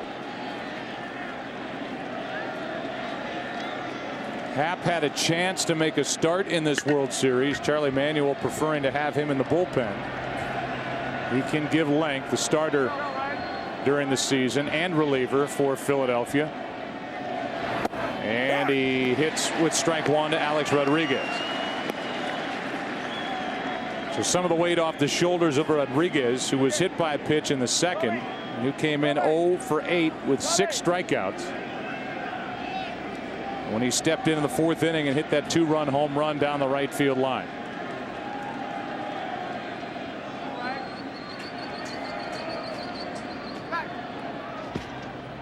And the Phillies showing why they have tried to pitch Alex Rodriguez. Everybody in baseball tries to pitch him inside. When you get that fastball out over the plate, he has such tremendous power the other way. That fastball from Cole Hamels out away, and Rodriguez took it away into the camera, but it was ruled a home run. 2 on 1 out. Rodriguez takes inside, a ball and a strike. In this inning, Andy Pettitte has an RBI single. It's the first RBI by a Yankee pitcher since Jim Bouton in the World Series. Game 6 of 1964.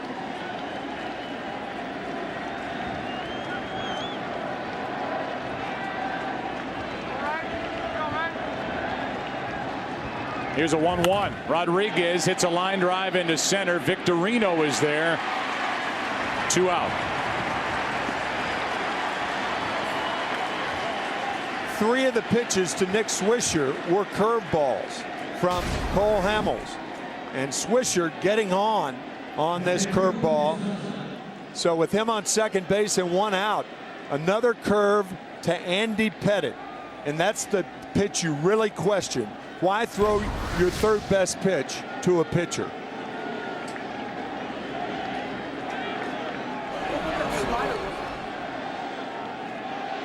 So Rodriguez lines out to center, and it's 2 on with 2 out for Jorge Posada, facing Jay Happ, and that's outside. Posada's 0 for 2 tonight, 2 for 7 in this World Series.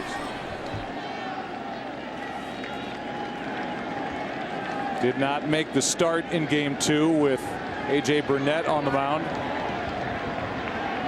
But did pinch hit and deliver an RBI single in the 7th. That misses. 2-0.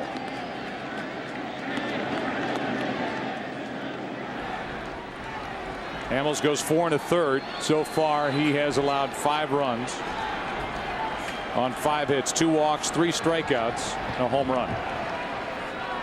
Also hit a batter. Here's the 2-0. Ball 3.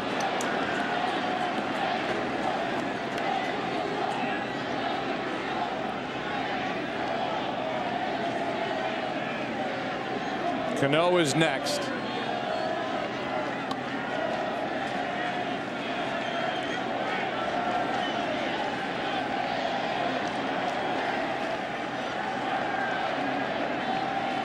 Here's a 3-0.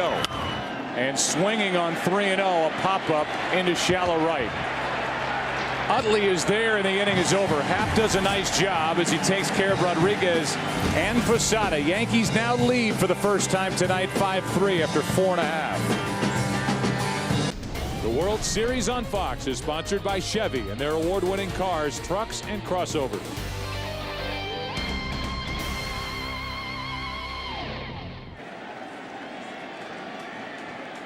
Aerial coverage brought to you by DirecTV. To get the most channels in HD, call 1-800-DIRECTV. Bottom of the 5th inning now, and Shane Victorino. 2, 3, and 4 hitters against Andy Pettitte. Strike one. Pettitte got Victorino on a pop-up in the first, and then Victorino got Pettitte on a sac fly to left his last time up. Victorino trying to get something started for the Phillies, and he fouls it. It's an 0-2 count. We welcome you inside our broadcast booth, and again, happy Halloween to everybody as you trick or treat or watch back at home. And this game really turned around in a blink, didn't it? It did. The 2-run home run by Alex Rodriguez, and then the 3 runs in the 5th. 5 unanswered runs by the Yankees. So now it's up to these Phillies bats to get back after Andy Pettitte. And that misses down and away for ball 1. Big inning for Philadelphia. 3-run, 3-hit second. And that's when Victorino had his sac fly. Worth had a home run, and Rollins had a bases loaded walk for an RBI. Utley will follow, and then Ryan Howard.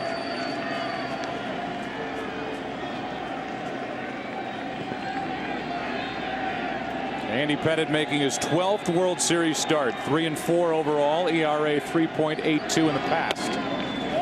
He misses with ball 2.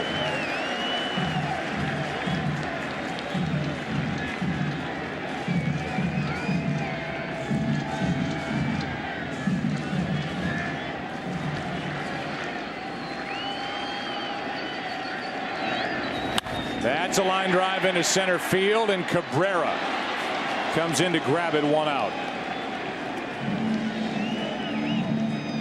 Ball stayed in the air, and Melky Cabrera got to it. Once again, tonight's Jeep trivia question: who has the highest career batting average in World Series play with a minimum of 100 at bats? Lou Gehrig at 361. Kind of figured it would be a Yankee because most of the Yankees are the ones with 100 at bats at least.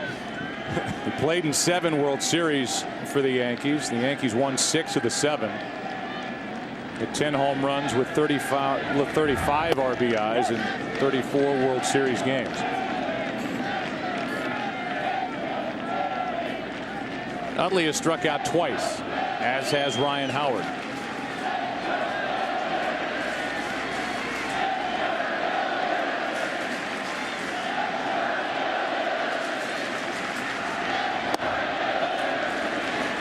One ball, one strike.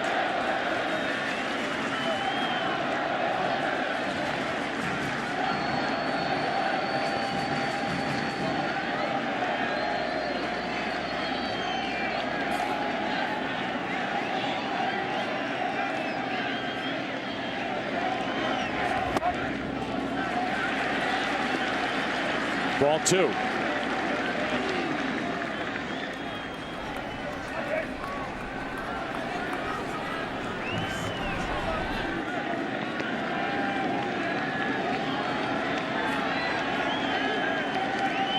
Two balls and a strike from Andy Pettitte. 1 out, nobody on base for the Phillies, and a ground ball right side.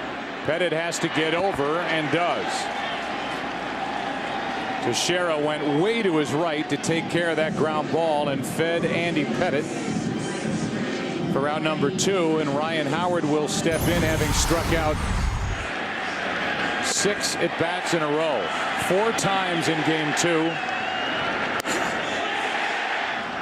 3 of them by A.J. Burnett, 1 by Rivera, and then here tonight.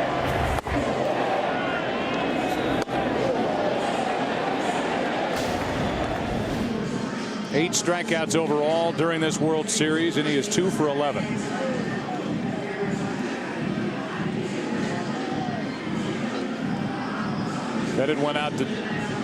Posada went out to talk to Pettit, and he may either A, be talking about plan of attack against Howard, or B, letting Andy Pettit catch his breath after having to sprint to beat Chase Utley on that ball hit to the right side.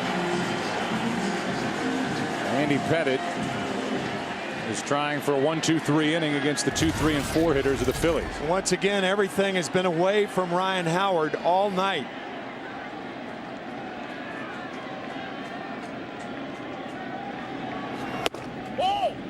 And that misses away, a fastball, ball 1.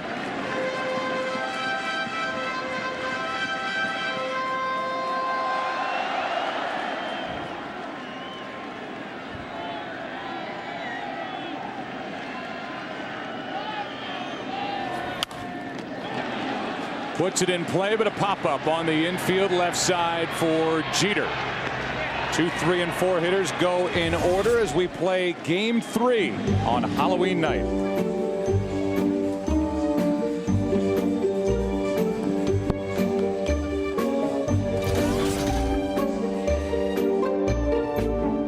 The World Series on Fox is sponsored by Verizon Wireless. Get baseball stats and news on your phone with the Fox Sports Ultimate app from Verizon Wireless. Game number 3 goes into the 6th inning, and Jay Happ, who came on and did a nice job to end the top of the 5th by getting Rodriguez, and then Posada deals with Cano and throws 1 pitch. Utley takes care of his counterpart. 1 out, and Cano is now 1 for 10 in this World Series. Nick Swisher, who started the 3-run 4-hit rally in the 5th inning with a double down the left field line, digs his way in. Jay Happ restoring order for the Phillies momentarily. What do Joe Girardi, the manager of the Yankees, and Jay Happ have in common? Well, they both attended Northwestern. Joe 44, Jay Happ just turned 27. And we asked Joe before the game if he knew about Jay through the Alums Association. He said absolutely. There was a stretch where Jay Happ was the best starting pitcher that the Phillies had this year. Right. He did a little bit of everything during the course of the year. He was 12-4 overall. Made 23 starts and came out of the bullpen 12 times. He fools Swisher, and it's a 1-2 count.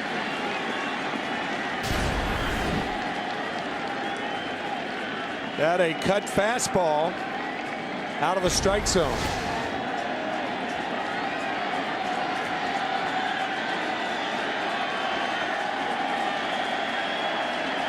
With 1 out, nobody on, that's fouled out of play. Phillies in the bottom of this inning will have Worth, Ibanez, and Pedro Feliz against Andy Pettit.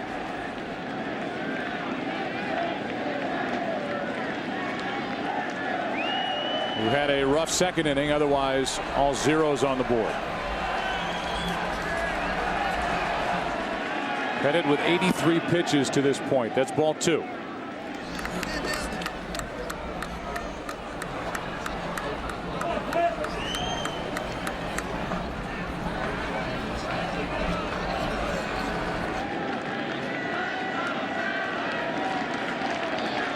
The 2-2 to Nick Swisher is hit high and deep in the air to left. Back at the wall, Swisher is hit a home run. He has doubled and homered, and it's now a 3-run lead, 6-3 New York.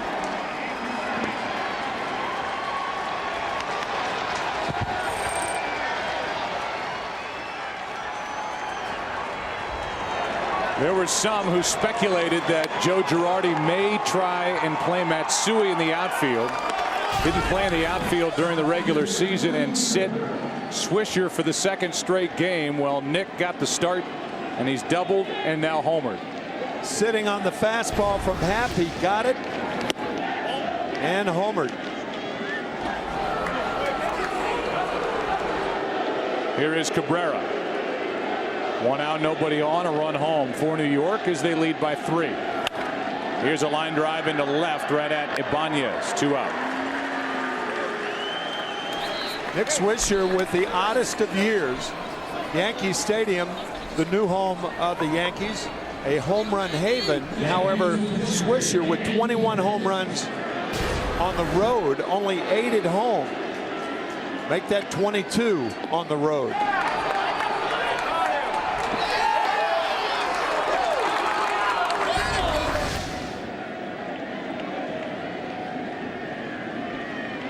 Andy Pettitte has a hit and an RBI and a run scored in this game, and he takes a ball inside. We mentioned earlier that it was the first RBI during the World Series by a Yankees pitcher since Jim Bouton, Game 6 of 1964.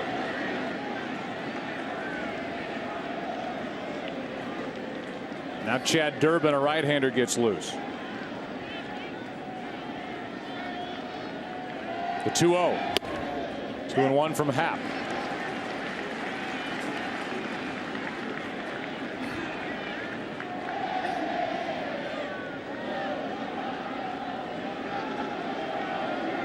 On 2-1, another strike from Jay Happ.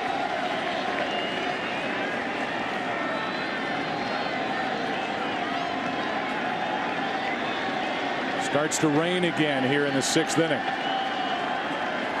2-2 pitch, and Pettitte strikes out.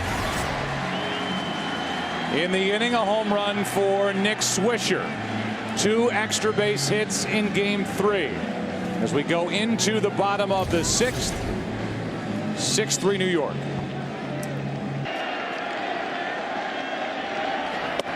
Jason Worth leads it off for Philadelphia. He's homered fly to right. Yankees lead 6-3, bottom of the 6th inning, series tied at a game apiece. This Philadelphia club was number 3 in baseball with 43 comeback wins during the course of the regular season. They need to get to work as Andy Pettitte has really settled in. Breaking ball misses, a ball and a strike. Pettitte has not allowed a hit since the 2nd. He pitched around an error in the 4th.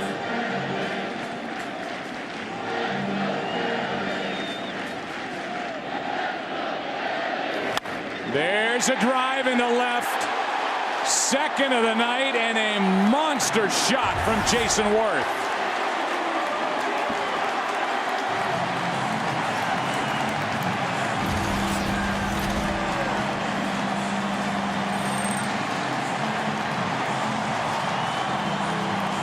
It's 6-4.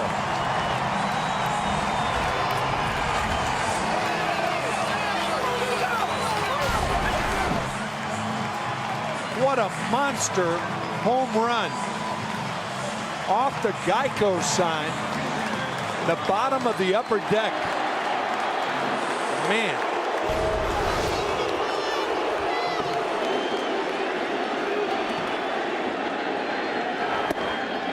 Here is Raul Ibanez. Talked about it in this series, and here tonight, Worth has come relatively close to hitting that $1 million sign in left center field. What a shot. Looking for that fastball inside. He got it. And I mean, he unloaded.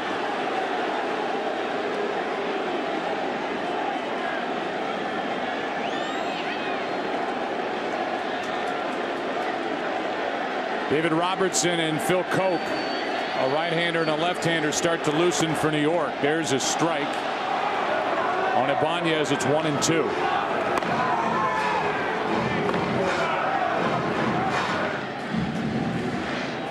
Nobody on or out after the home run by Worth.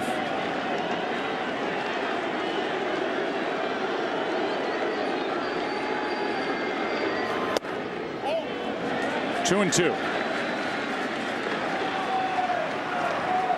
Talking to Joe Girardi before the game, we asked him about the availability of Mariano Rivera. He said probably not for 2 innings tonight.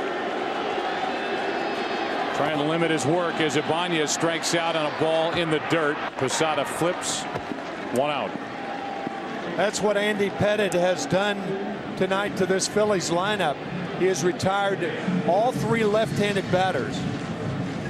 0 for 9 on the night with 6 strikeouts. Utley, Howard, and Ibanez.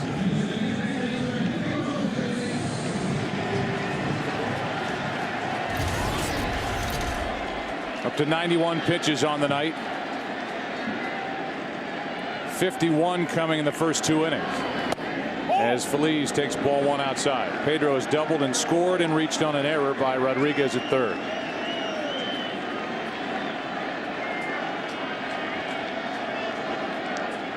The 1-0. Little high, 2-0.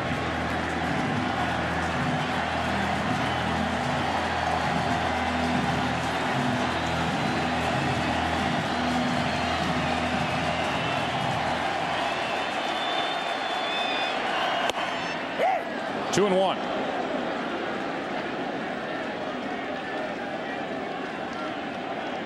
So 6 home runs this postseason for Alex Rodriguez. Jason Worth has 2 tonight and 7 this postseason for the Phillies.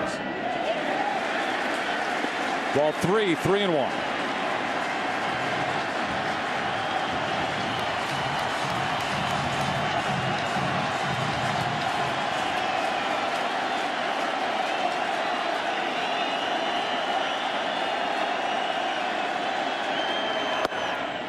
Full count.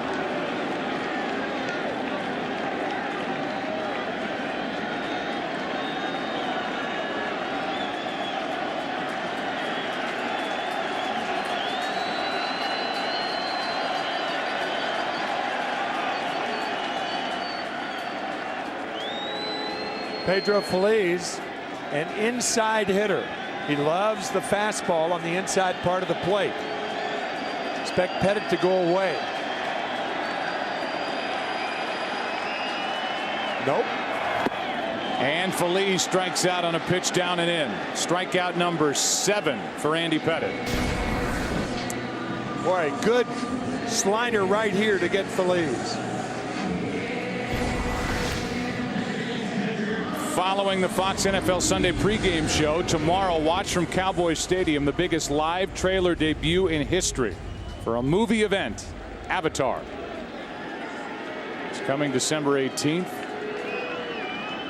James Cameron movie as the pitch is up and away to Carlos Ruiz, who's 0 for 1 with a walk and a run scored. Phillies batter will have a 2-home run game in the World Series.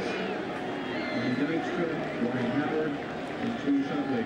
Ruiz trying to get on with the pitcher spot due next. The Phillies would pinch hit, and they have Eric Bruntlett in the on-deck circle. Counts 2-0 on Ruiz.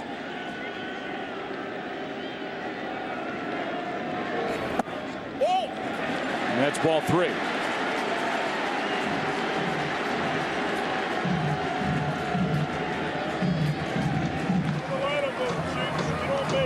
Chad Durbin getting loose for Philadelphia.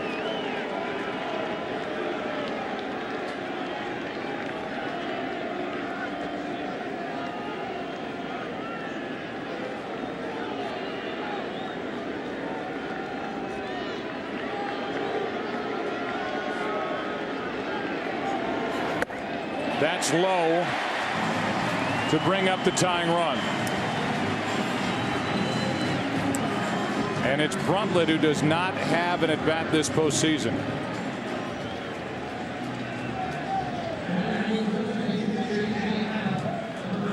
Here comes Dave Island, the pitching coach, and Bruntlett bats for Happ, who went an inning and 2/3 and allowed a run on the home run by Swisher.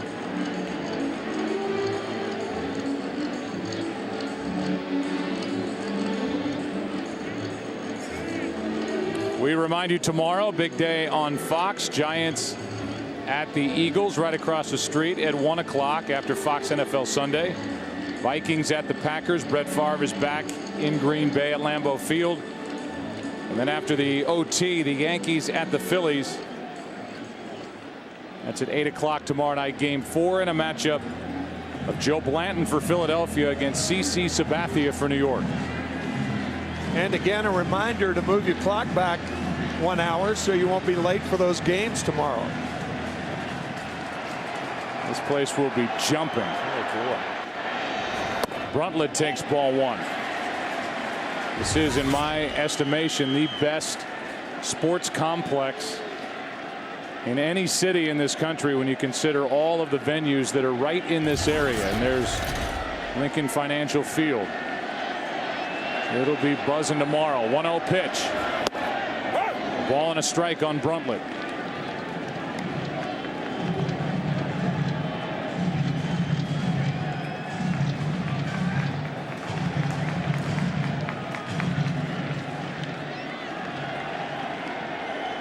Third World Series for Bruntlett, who flies one into shallow right. For Swisher, and the inning is over. A run in the inning on a blast by Jason Worth, his second of the game. 6-4 New York. Back after this from your local Fox station.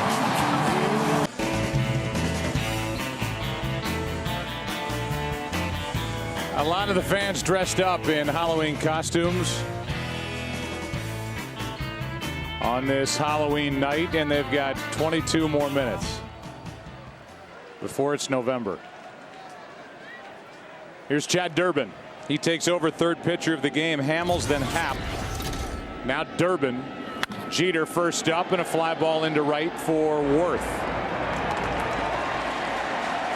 Derek Jeter came to the plate his last time up, and he had this exchange with home plate umpire Brian Gorman, referencing the hit by Pettit for an RBI in the 5th. Here's the hit. A little floater into center field for an RBI. Here's Jeter.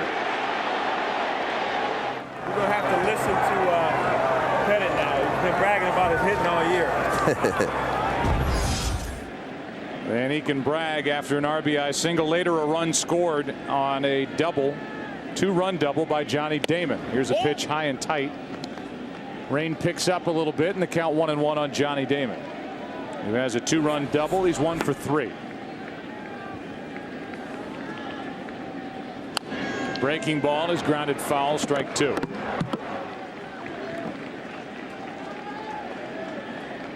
Chad Durbin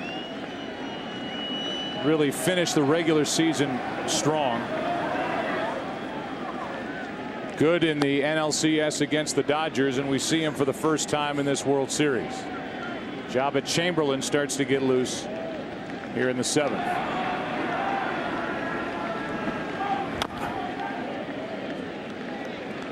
Two balls, 2 strikes on Damon.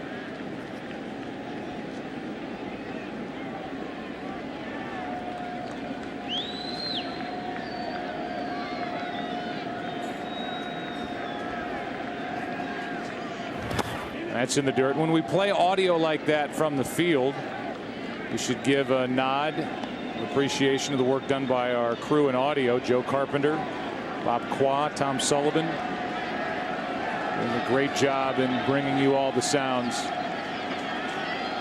tonight from Philadelphia on Halloween. Now a walk with 1 out. Fred Ferris as well, part of our audio crew, and we're proud of the work they do every night. Here is Mark Teixeira with 1 on, 1 out. Teixeira is 0 for 1, but he's walked twice and scored a run. Yeah, this is a tough matchup for Chad Durbin. The reason for that is Chad is not a hard thrower, can't get inside to Teixeira. Misses inside with ball 1. We've spoken several times about how American League pitchers work Teixeira.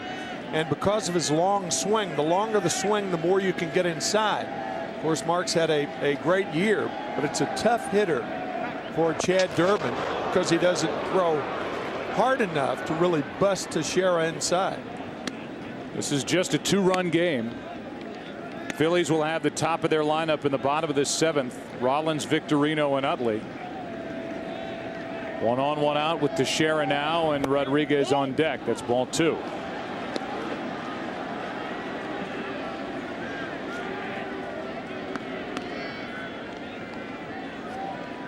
With that pitch, the infield swings around to the right.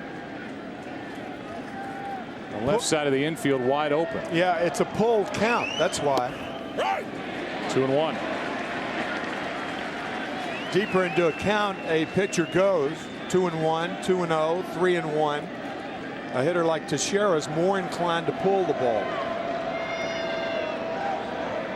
The 2-1. 2-2.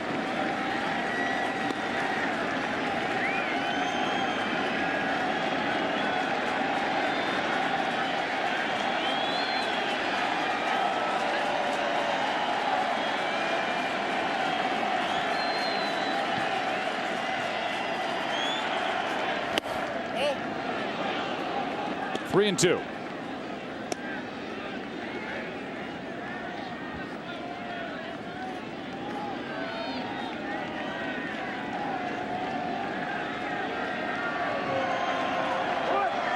Runner goes, a swing and a miss. Throw to second, and safe is Damon. And he's there with 2 out. That was Jimmy Rollins coming over from the second base side of second base. He's the closest to the bag. The throw into the runner, and Rollins just can't make the tag. Damon sliding in there. So now first base is open, 2 out. We'll see if the Phillies even bother to pitch to Alex Rodriguez. On deck is Posada. Decision will be made by that man, Charlie Manuel. I wouldn't walk him intentionally here. And the Phillies, at least initially, are not.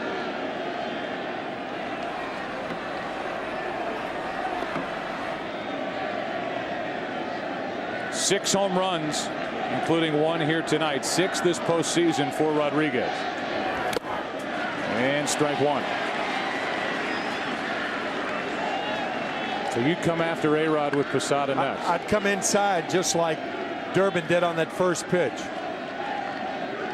As much as you can, try to wear Rodriguez out inside. The inability to do that by Cole Hamels, one of the reasons Rodriguez homered, the 2-run shot to put the Yankees on the board. They go back inside, miss, 1 ball, 1 strike.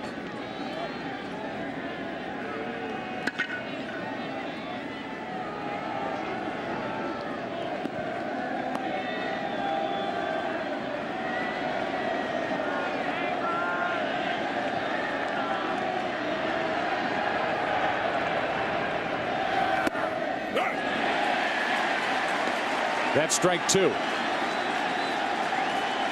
strikeout, a walk in the inning for Durbin, a stolen base by Damon. Jeter let off fly to right. The crowd climbs back into it with a 1-2 count on Rodriguez.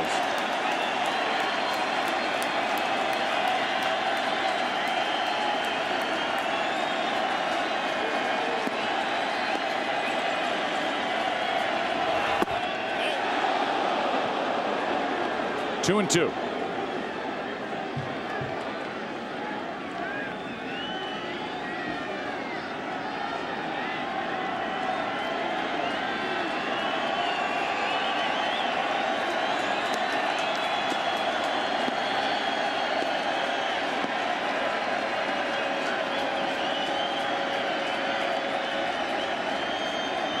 And Rodriguez is hit for the second time tonight.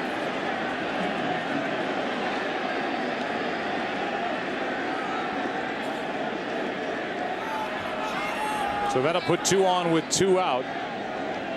Rodriguez reaches base 3 times in this game. 2 times being hit by a pitch. Cole Hamels got him in the second, and now Durbin gets him in the 7th. Hamels hit Rodriguez in the upper arm. He was protected there, but there's no protection on that left leg where Durbin hit him.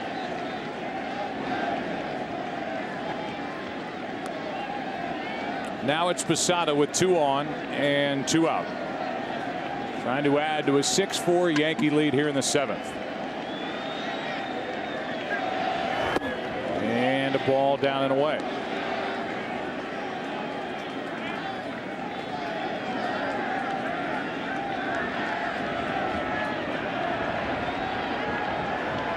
Damon and Rodriguez the runners.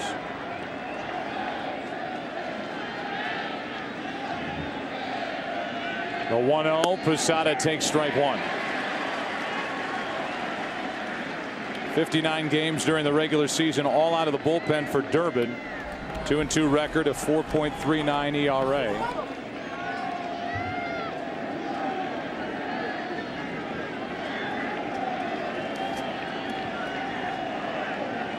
Spent time on the DL this season, misses inside with ball 2 to Posada. These two teams came into this game a combined .227 average with 11 runs total, 4 home runs, 1 steal, and 40 strikeouts. 10 runs have been scored tonight on 11 hits. That skips in ball 3. And a total of 4 home runs, 1 by Rodriguez, 1 by Swisher, 2 by Jason Worth.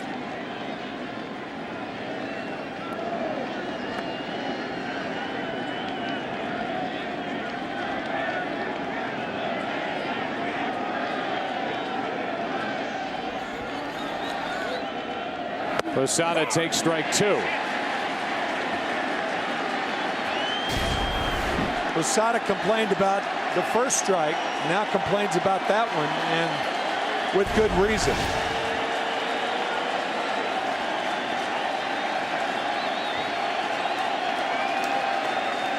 So a full count, the runners will go with 2 out. There they go, and a little fly ball down the left field line is going to fall.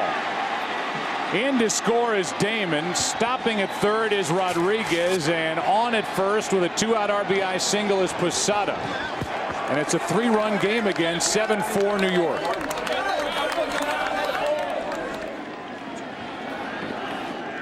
A little flare into left field, bringing home Johnny Damon. First time Damon has scored in this game. The thing about Posada, he complained about that 3-1 pitch, and the pitch looked not only outside but low. This is a 3-1 pitch, outside and low. Posada complains about it. No complaints then. Base hit to score another Yankee run. And it's 7-4 here in the 7th inning, and Robinson Cano will bat. A strike on the outside corner, and Cano didn't like the call. Cano is struck out, fouled out, grounded out, 1 for 10.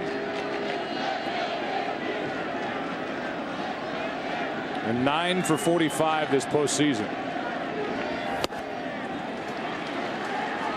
That's strike 2.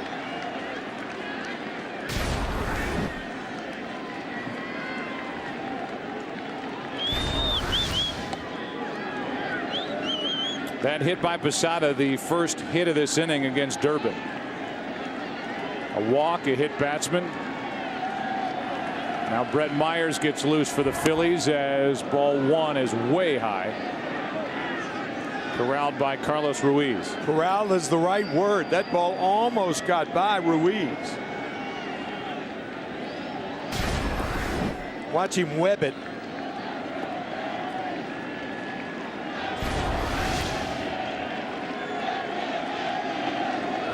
There's strike 3 called. Cano 0 for 4 on the night, but another run for New York, and it scores in a 2-out RBI hit by Jorge Posada.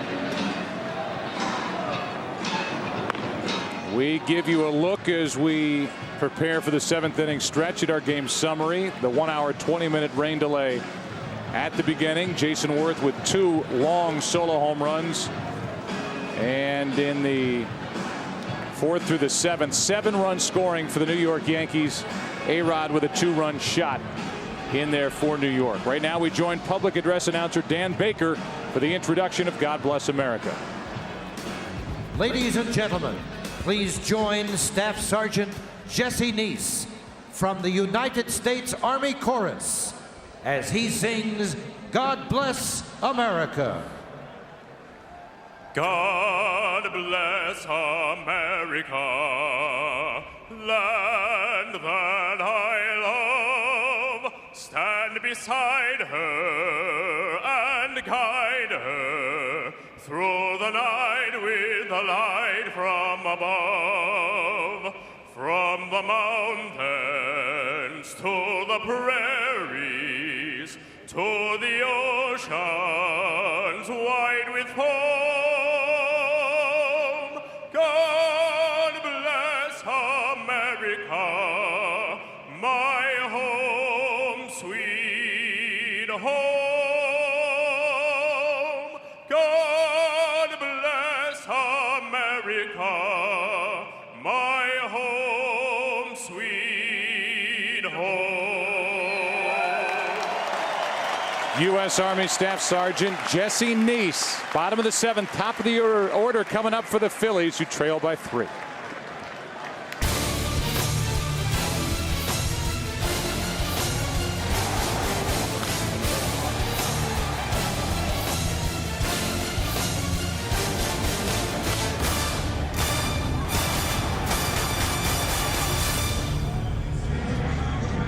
That video brought to you by Warner Brothers Pictures' Sherlock Holmes, starring Robert Downey Jr. in theaters on Christmas Day.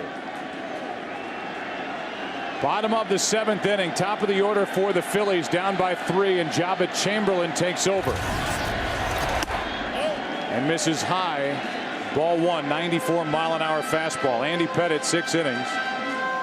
He allows 4 runs on 5 hits, 3 walks, 7 strikeouts, 2 home runs. Rollins pops it up left center field, and it's Johnny Damon who wants it and has it, 1 out. Damaso Marte getting loose. Shane Victorino, the switch hitter, coming up. Then the left-handed hitting Chase Utley. Yeah, that Marte is going to be brought into the game in all probability to pitch to Utley and Howard.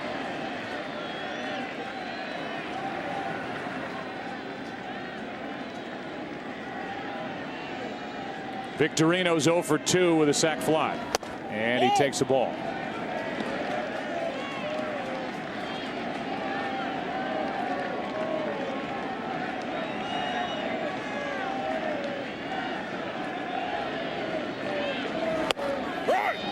One ball, 1 strike.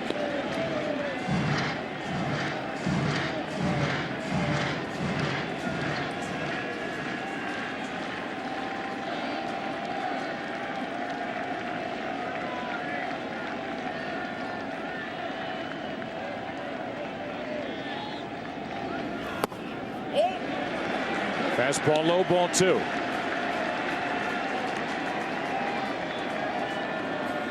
Phillies now dealing with this Yankee bullpen, which has been anything but automatic for Joe Girardi this postseason, with one exception, Mariano Rivera. 2 out.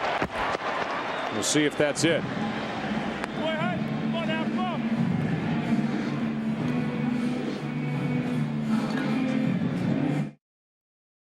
The World Series on Fox is sponsored by DirecTV. No one else has all your favorite channels in HD. By Warner Brothers Pictures' Sherlock Holmes, starring Robert Downey Jr. in theaters Christmas Day. And by Chevy and their award-winning cars, trucks, and crossovers. So with 2 out and nobody on, and 2 quick and easy outs, Joe Girardi sticks with the right-hander Jabba Chamberlain. And Chase Utley faces him and takes a strike. That's probably the reason, Joe, because the first 2 outs, Rollins and Victorino, were easy outs. If there were a runner on, you'd have to figure that Marte would be in the game, but not now with the 3-run Yankee lead and 2 out, nobody on.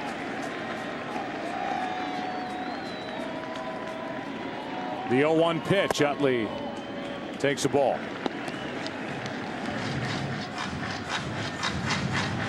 Utley tonight is 0 for 2 with a pair of strikeouts.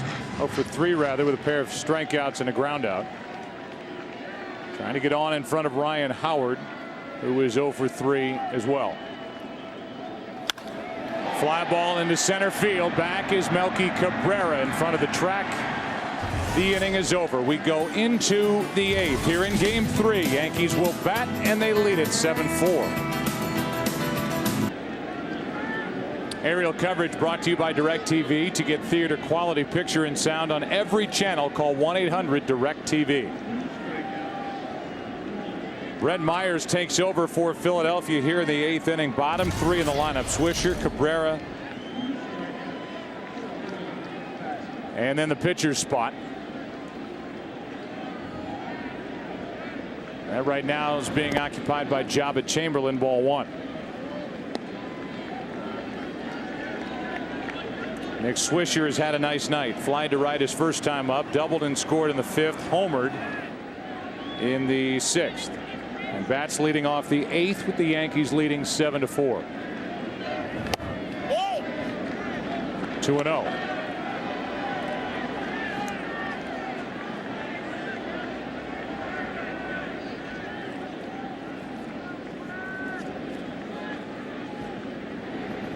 Now a fly ball into left field and easy for Ibanez. 1 out.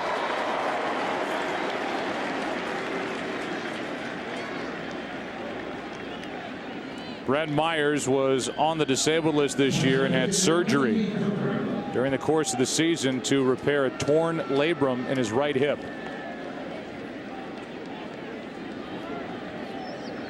Only 70 innings of work. His best outing might have been May 22nd when he beat the Yankees, working 8 innings. That was a season high. He pitched very, very well. That was before a game that we did, Joe, on the 23rd, a game started by Jay Happ against the Yankees at Yankee Stadium. Myers was not a part of the active roster for the last round against the Dodgers, added to get another arm available for the Phillies against the Yankees, and he gets his first work here in the 8th inning of Game 3. Now Phil Hughes, who has been shaky, gets loose. 2-0 pitch is a strike.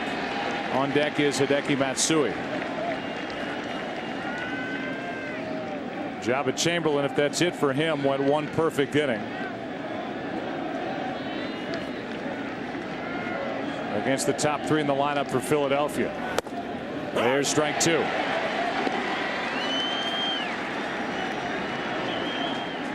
That was a strike, and strikes come easy sometimes for Brett Myers, who is the best bowler on the Phillies team.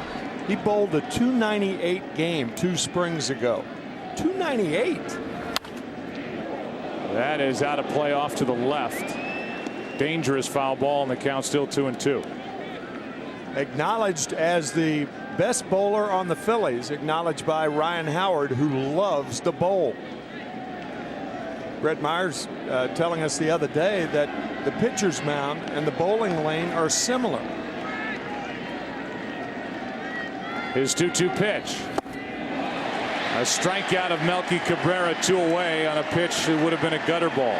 Down and in. Little gutter action right here. I mean, think about it. Brett said in bowling, you pick up your aim about 12 to 15 feet after you release the ball. But in pitching, it's 60 feet 6 inches away. I've never really thought about it in those terms, but makes a lot of sense. Here's Matsui now batting for Chamberlain, and ball 1. This is one game where you can get a gutter ball and still get a strike, right? It happened with Cabrera, and so far so good for Brett Myers. The Phillies in the bottom of this 8th inning will have Howard, Worth, and Ibanez. Some big bats coming up, so Myers trying to keep this game within reach. It's 7-4, so there's drama there. There's also drama in that we are being told that rain is headed our way, and it, at least from the report I just got in my ear, is potentially going to pour here in the next 15 to 20 minutes. Here's a fly ball well hit to left off the bat of Matsui and gone. A pinch hit home run for Hideki Matsui.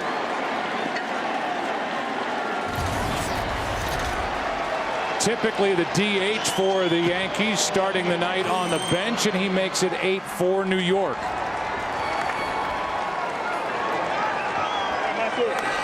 Yeah, one of the disturbing things about Brett Myers' season, along with the hip surgery, the fact that he gave up 18 home runs in 70 2/3 innings. And now home run here in the World Series to Hideki Matsui. So you think about the Yankees who are playing without the DH. Big money and a productive spot in their lineup during the course of the regular season or during the American League playoffs. Andy Pettitte has an RBI single, a run scored, and now Matsui off the bench in that number 9 spot delivers a home run. So 2 RBIs out of that spot and 2 runs scored for New York, with their biggest offensive output of this World Series. They lead 8-4.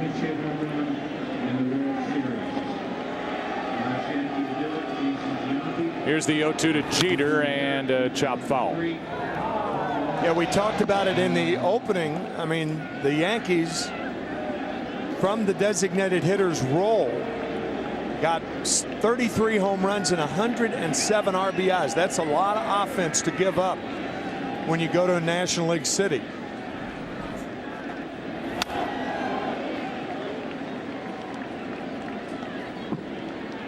A foul straight back, and it's still 0-2 on Jeter. Jeter tonight has a hit and a run scored, 1 for 4. That was against the starter Cole Hamels, who lasted just 4 1/3. And after his dominant postseason of 2008, he has yet to go even 6 innings in any start this postseason. He's made 4 starts. He came in 1-1, an ERA of 6.75. We've talked about the Phillies needing him to be the Cole Hamels of old, and after starting out very well through 3 1/3, he had not allowed a hit, a walk and a homer in the 4th, and then a 3-run 5th. Jeter strikes out, another run and another home run for the Yankees, their 3rd. Jason Worth has hit 2 for the Phillies. He's due up 2nd in the bottom of the 8th. Phillies bat down by 4.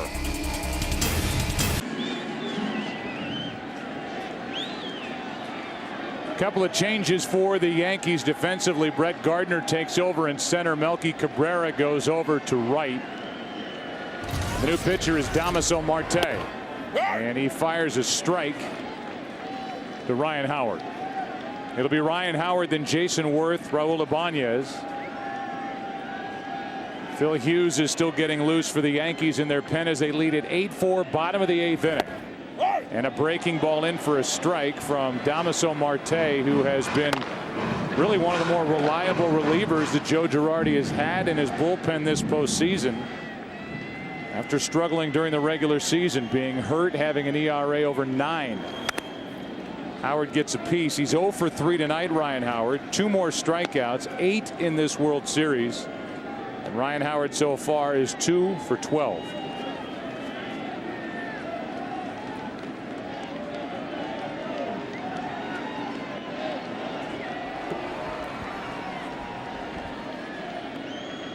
The 0-2 pitch is grounded to first, foul.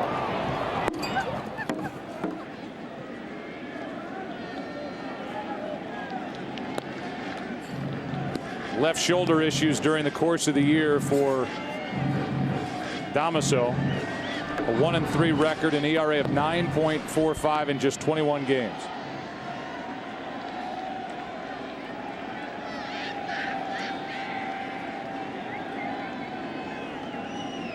Rain picks up a little bit as Howard steps out. Counts 0-2.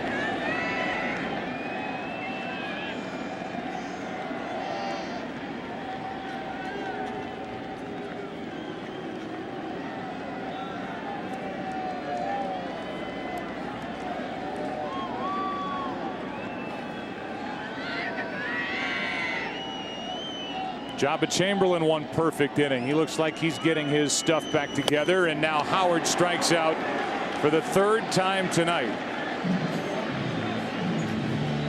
Struck out 4 times in game 2.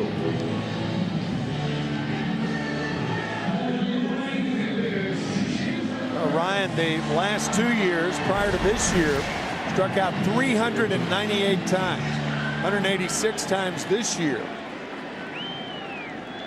The Yankees are making the pitches on the big man, Ryan Howard. This breathing room for the Yankees has kept Joe Girardi in the dugout. During the course of this postseason, he has been criticized by some for overmanaging, going to the bullpen too much. He keeps Marte out there with the right-handed hitting Worth. It's a 4-run game. The best he could do by himself is make it a 3-run game, and the left-handed hitting Ibanez on deck. Chamberlain stayed in with 2 out, nobody on, with the left-handed hitting Chase Utley coming up. Breaking ball is a good one, and they count 1-2 from Marte.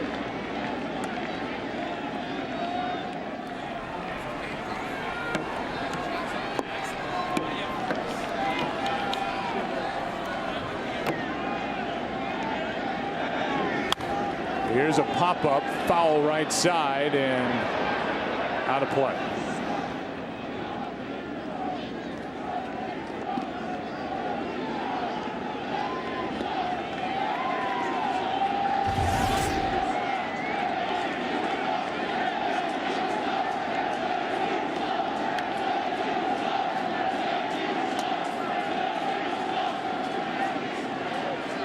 Big sports day in Philadelphia tomorrow, which will culminate with Game 4 here tomorrow night at 8 with CC Sabathia taking on Joe Blanton.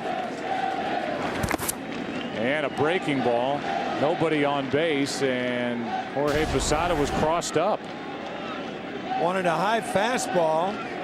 He got a breaking ball. Looking for the express, got the local. So the count 2-2. Well, it is officially Sunday. Yes. So football later today.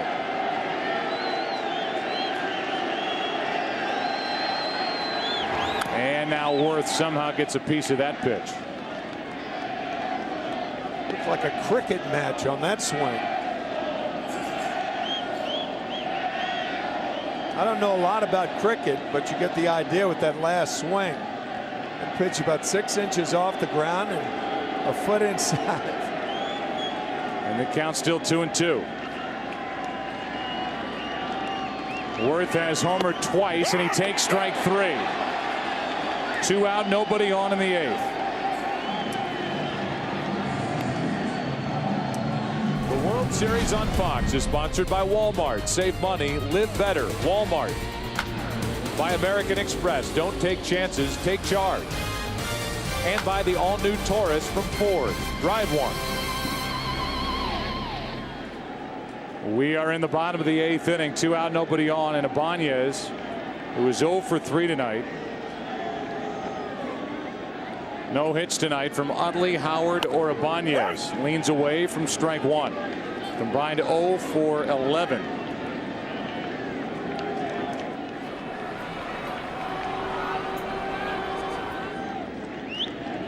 With 8 strikeouts. And now a pop-up back behind the plate. And out of the reach of Posada, out of play. 0-2. Major League Baseball is proud to support Stand Up to Cancer. Visit standuptocancer.org to learn more about how you can help us in the fight against cancer.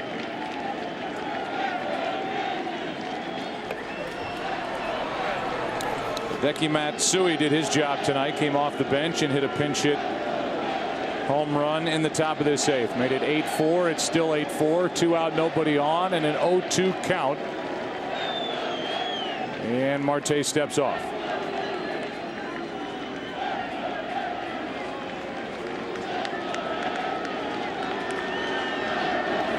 And a line drive caught by Rodriguez. Another 1-2-3 inning out of the Yankee bullpen. This time it's Damaso Marte. We go to the 9th here in Game 3. Yankees lead it by 4. Ryan Madsen takes over for Philadelphia. He will work to Johnny Damon, then Mark Teixeira, Alex Rodriguez after Myers went 1, struck out 2, and allowed a home run to Hideki Matsui, the only hit.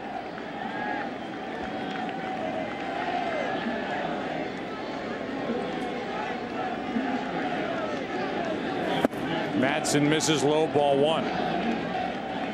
Ryan worked in game 2, went 1 inning, allowed a hit, but struck out the side, hit a batter as well. The 1-0 is swung on and missed, a ball and a strike.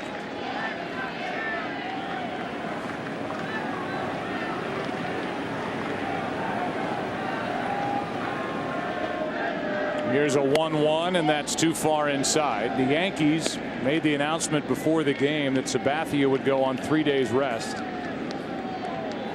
and work here tomorrow night in game 4 and take on Joe Blanton.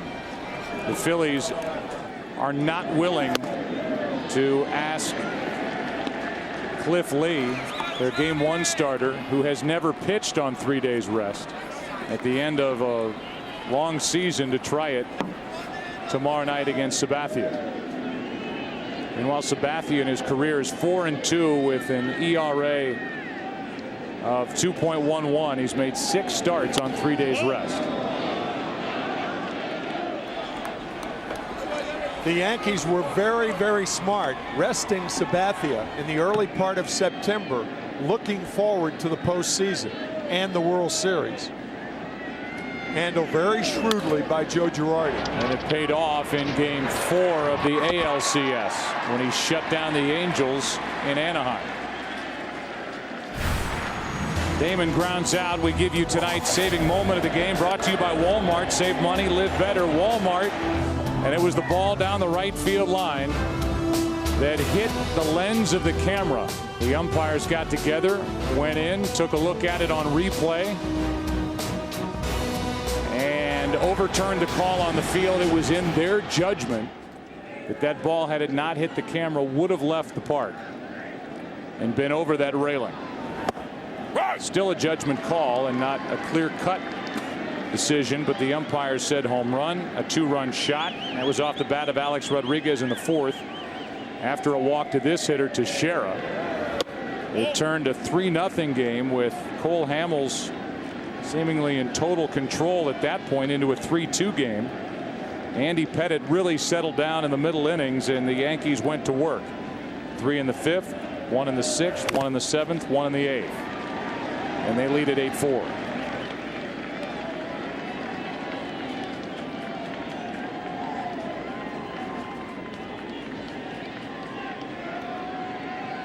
One ball, 2 strikes on Teixeira, 1 out, nobody on. And a shattered bat pop up into center for Victorino. 2 out. So while the Phillies will use 4 starters in this World Series, with Blanton getting the ball tomorrow night in game 4, the Yankees hope that they only have to use 3 different starters. And that would mean A.J. Burnett would come back on short rest game 5 on Monday night. In his career, in 3 starts, he's 3-0 on short rest with an ERA of 1.64.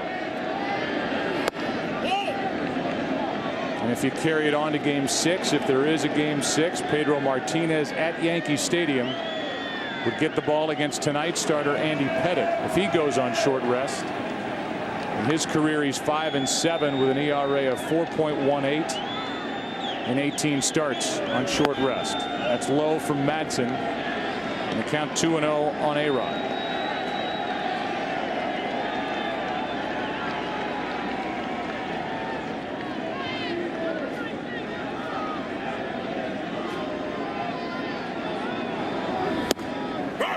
There's a strike.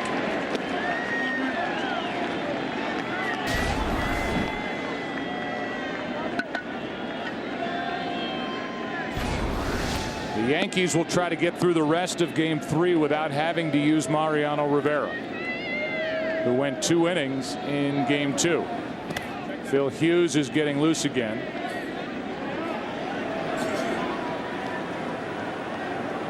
And it looks like he will take over in what is now a 4-run game in the 9th, bottom half, with Feliz, Ruiz, and then a pinch hitter due up for Philadelphia. And Joe Girardi buys time, and then telling us before the game that Rivera would not be called upon for a 6-out save tonight, but maybe tomorrow night, if he doesn't pitch tonight,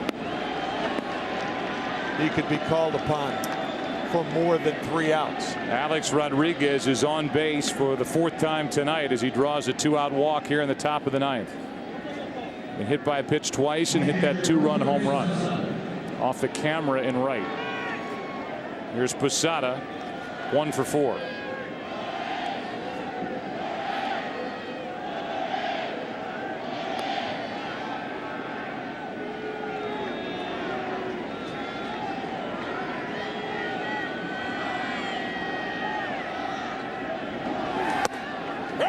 Strike 1 from Madsen.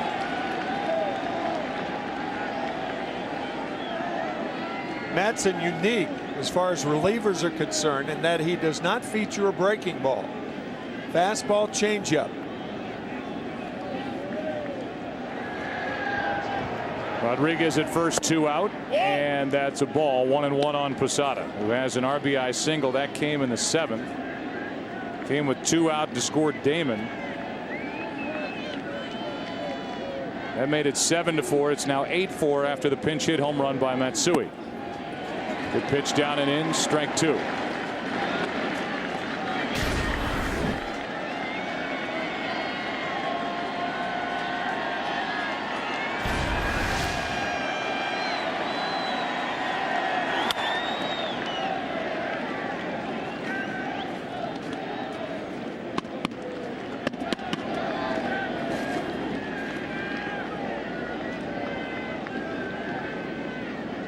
Pretty good twirler is Cano. Twirling that bat and trying to figure out what to do in the batter's box, where he's 1 for 10.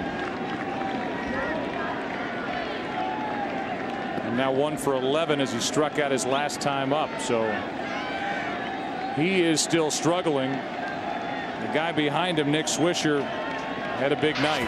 A double and a home run. 2 runs scored. He got the nod, and he rewarded Joe Girardi with a big night with a bat.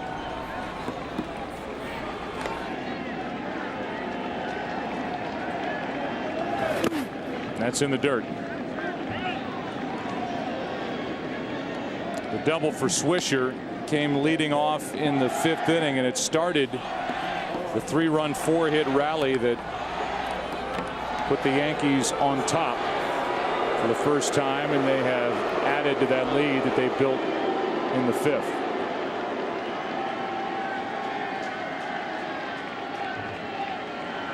Here's a 2-2. Full count.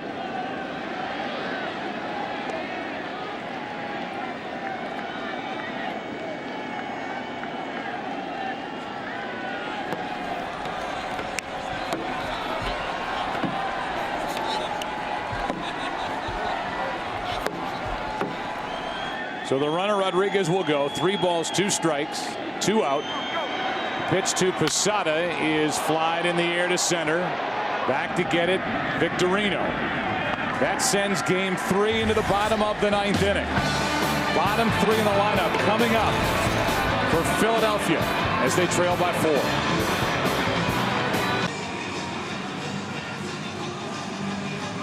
Well, there's a look at the combination for the Yankees. And we look at the main player in a drama coming up today on Fox. Later on this afternoon, a big sports day, which includes the Eagles hosting the Giants. It includes the Packers hosting Brett Favre and the Vikings. After all that, the OT. And it's game 4 of the World Series. It all begins tomorrow at noon Eastern, 9 a.m. Pacific. Fox NFL Sunday, the pregame show in high definition only on Fox, and a visit between Terry Bradshaw and Brett Favre, which will get you teed up for a long day of sports here on Fox. Here is Pedro Feliz.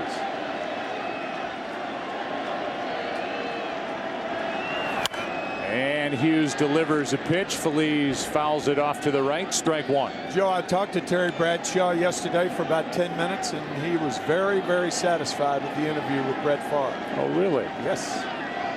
Wonder if Favre was satisfied. I don't know. With the interview by Terry Bradshaw. Don't know.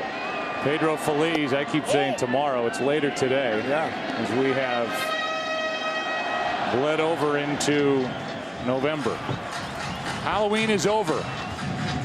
Put the Milky Ways away and the peanut M&Ms. Finished.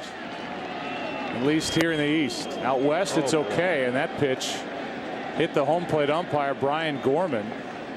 Did Posada touch it? I'm not sure he did. Pitch was supposed to be away. Posada may have, maybe the lacing of the glove. That ball hitting Brian Gorman right on the left shoulder. Brian appears to be all right. Umpires, home plate umpires, do wear protection underneath their shirts. It's that inside protector. There's a strike, and the count is 2-2. Mariano Rivera getting loose just in case.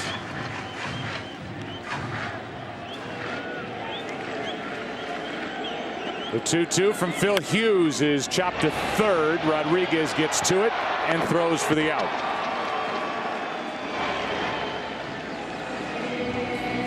Eight in a row retired by Yankee pitching, and the last 7 by the Yankee bullpen as Ruiz steps in. Jabba Chamberlain one perfect inning. Same for Damaso Marte, and now Phil Hughes, who came in having retired only 14 of the 27 batters he had faced this postseason, with opponents hitting .391 against him. I liked what he said. He said, I've been relying too much on scouting reports and worrying about hitters' weaknesses and going away from my strengths. Good, young, strong right-hander fires a fastball for a swinging strike, and it's 1-1. Very upset in game 1 when he left, and taking it out on Jerry Davis, the home plate umpire. And Phil, to his credit, after the game said, I was wrong. I looked at some of those pitches. Here's one into deep left center field. Gardner going back, and it's gone. Home run, Ruiz. And it's 8-5 here in the ninth. Carlos Ruiz makes it a 3-run game with 1 out. Hughes saying, I looked at some of those pitches and they were not strikes, but what Ruiz just hit was a strike. A high fastball, and Ruiz has proven that he can hit that pitch. 2 doubles and a home run in this World Series, all on high fastballs. That's a 4-seam fastball thrown by Hughes, and the 3rd home run of this game by the Phillies. And the end of the night for Phil Hughes. So up by 3 with 1 out, nobody on. Hughes is gone, and Rivera's coming in.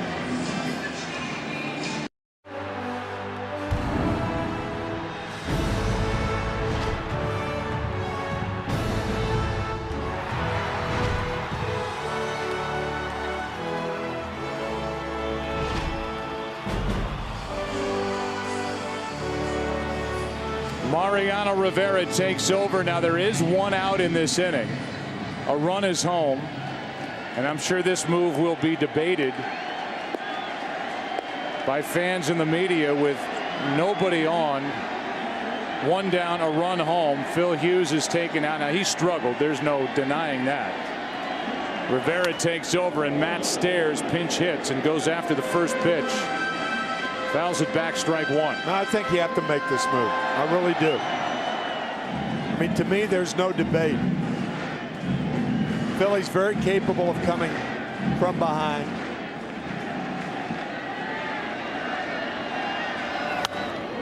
Foul back. On the other side, you have had to use Mariano Rivera for 2 innings 2 nights ago. Yep. And you have Sabathia and really the rest of your rotation going on short rest as this World Series unfolds further. 0-2 pitch is grounded to the second baseman Cano. 2 out. I think the fact that Rivera is called on to get 2 outs, and we're not talking about a full inning, but 2 outs, and he can be so economical in his pitches as we've seen over and over and over, and then cut it down to an inning tomorrow night. I think he's got to be in this game. I mean, that's my opinion. With 2 out and nobody on, the batter is Jimmy Rollins. A ball inside. It took 39 pitches for Rivera to get through 2 innings on Thursday night.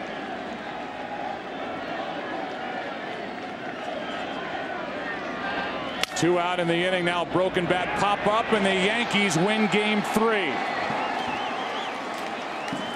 And Rivera ends it, coming out of the bullpen with that little broken bat pop up, and the Yankees come from behind, trailing 3-0 into the 4th inning. They went to work. Andy Pettitte settled down.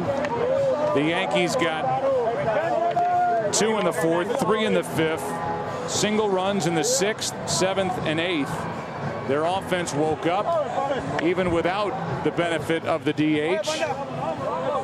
Nick Swisher in on the congratulations with a double and a home run in this game, and the Yankees win it by a final of 8-5. Economical, I should say so. The incomparable Rivera threw 5 pitches to get 2 outs. So Rivera gets the last 2 outs. Does not get a save in this game, but he ends the night. 3-hour, 25-minute game. Our American Express take charge player of the game is Andy Pettitte. And after a long bottom of the 2nd inning, he took charge from the 3rd inning on. In fact, even got an RBI base hit and scored a run. He did it all tonight. Had 1 hiccup in the 2nd. And he gets the victory here this evening in game 3. 8-5 is the final here tonight in game 3, and we welcome you to our Chevy postgame show on Fox. And we go down to the field and Ken Rosenthal. Thanks, Joe. Alex, the ball you hit for the home run, when did you have an idea that it was out? Well, until the umpires went in and reviewed it, and I couldn't see it. I was talking with Utley and Howard, and we didn't get a good view. So when we got the call, and I was happy. You talked about the importance of swinging at strikes on the off day. Obviously, you were hit twice tonight, but you did also draw a walk. How satisfied were you with your overall approach? Yeah, I liked it. It was much more like myself, you know. The last couple nights, they made good pitches, but I helped them out, and I chased some bad pitches off the plate. Tonight was a lot more discipline and better results. Alex, thank you very much. Thank you. Nick, double to lead off the 5th, a home run in the 6th. Yeah. What was the difference for you tonight? I just think, I think this is the most fun I've had probably in the last month. And I think I had a great attitude coming to the ballpark today. I did a lot of talking with some of the guys and just felt like myself again. And, it paid off for me. You guys rallied from a 3-0 deficit tonight. You lead the series 2-1. CC tomorrow. How do you like your chances? Well, we're not really worried about that. We'll go home, get some sleep, and then worry about that. But then, they got a great team over there. It's going to be a battle every time. And it's the first time I've gotten a chance to come to this ballpark. And, it just seems like you're going to have a slugfest a lot. It feels like a small ballpark. But for us, it was a great night for the Yankees. We got great pitching from Andy tonight. You got to tip your hat to him. Bullpen came in. Mo shut it down. It was a great day for us. Nick, thank you very much. Joe, back to you. All right, Kenny, thank you very much. And it's an 8-5 win for the Yankees here in game 3. Andy Pettitte gets career postseason win number 17. Johnny Damon had a nice night as well for New York. We'll continue after this.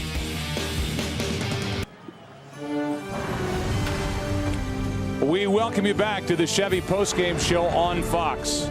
Final score 8-5. The Yankees win it. And they lead in this series 2-1. We welcome you back inside our booth with our pumpkins and our banners, and Joe and Tim with you. And now here are the Yankees up 2-1. And for the Phillies, they have to take on CC Sabathia tomorrow night. Yeah, think about what the Phillies have done. They had won 5 straight postseason series. They were 11-1 in the last 2 years in this ballpark, and that's what the Yankees did tonight. They come back from 3 runs down, and they beat a very, very tough ball club here. What was your favorite Halloween costume when you were a kid? I don't remember. Me either. It's been a while. It's good to be with you on Halloween. Nice being with you. Okay, too, thank Joe. you. Good. I was waiting for that. Yeah. Later on today, as we continue, we take a little break, and then it's a Super Sports Sunday on Fox, beginning with the Giants and Eagles and their battle for first place in the NFC East. Then Brett Favre returns to Lambeau. Have you heard about this yet, by the way? Brett Favre is with the Vikings, and he's going to play the Packers at Lambeau. That's in the late window on a doubleheader day on Fox. Then following the OT, it's Game 4 of the World Series and a matchup of CC Sabathia and Joe Blanton. Tomorrow night or later tonight, however you want to look at it, depending on where you're watching us from across this country. That'll start at 8 o'clock. Game 4. Coming up next, except on the West Coast, it's your late local news, followed by Talk Show with Spike Fierstein and Sit Down, Shut Up. Just reading what I'm given. Promotional consideration paid for by the following.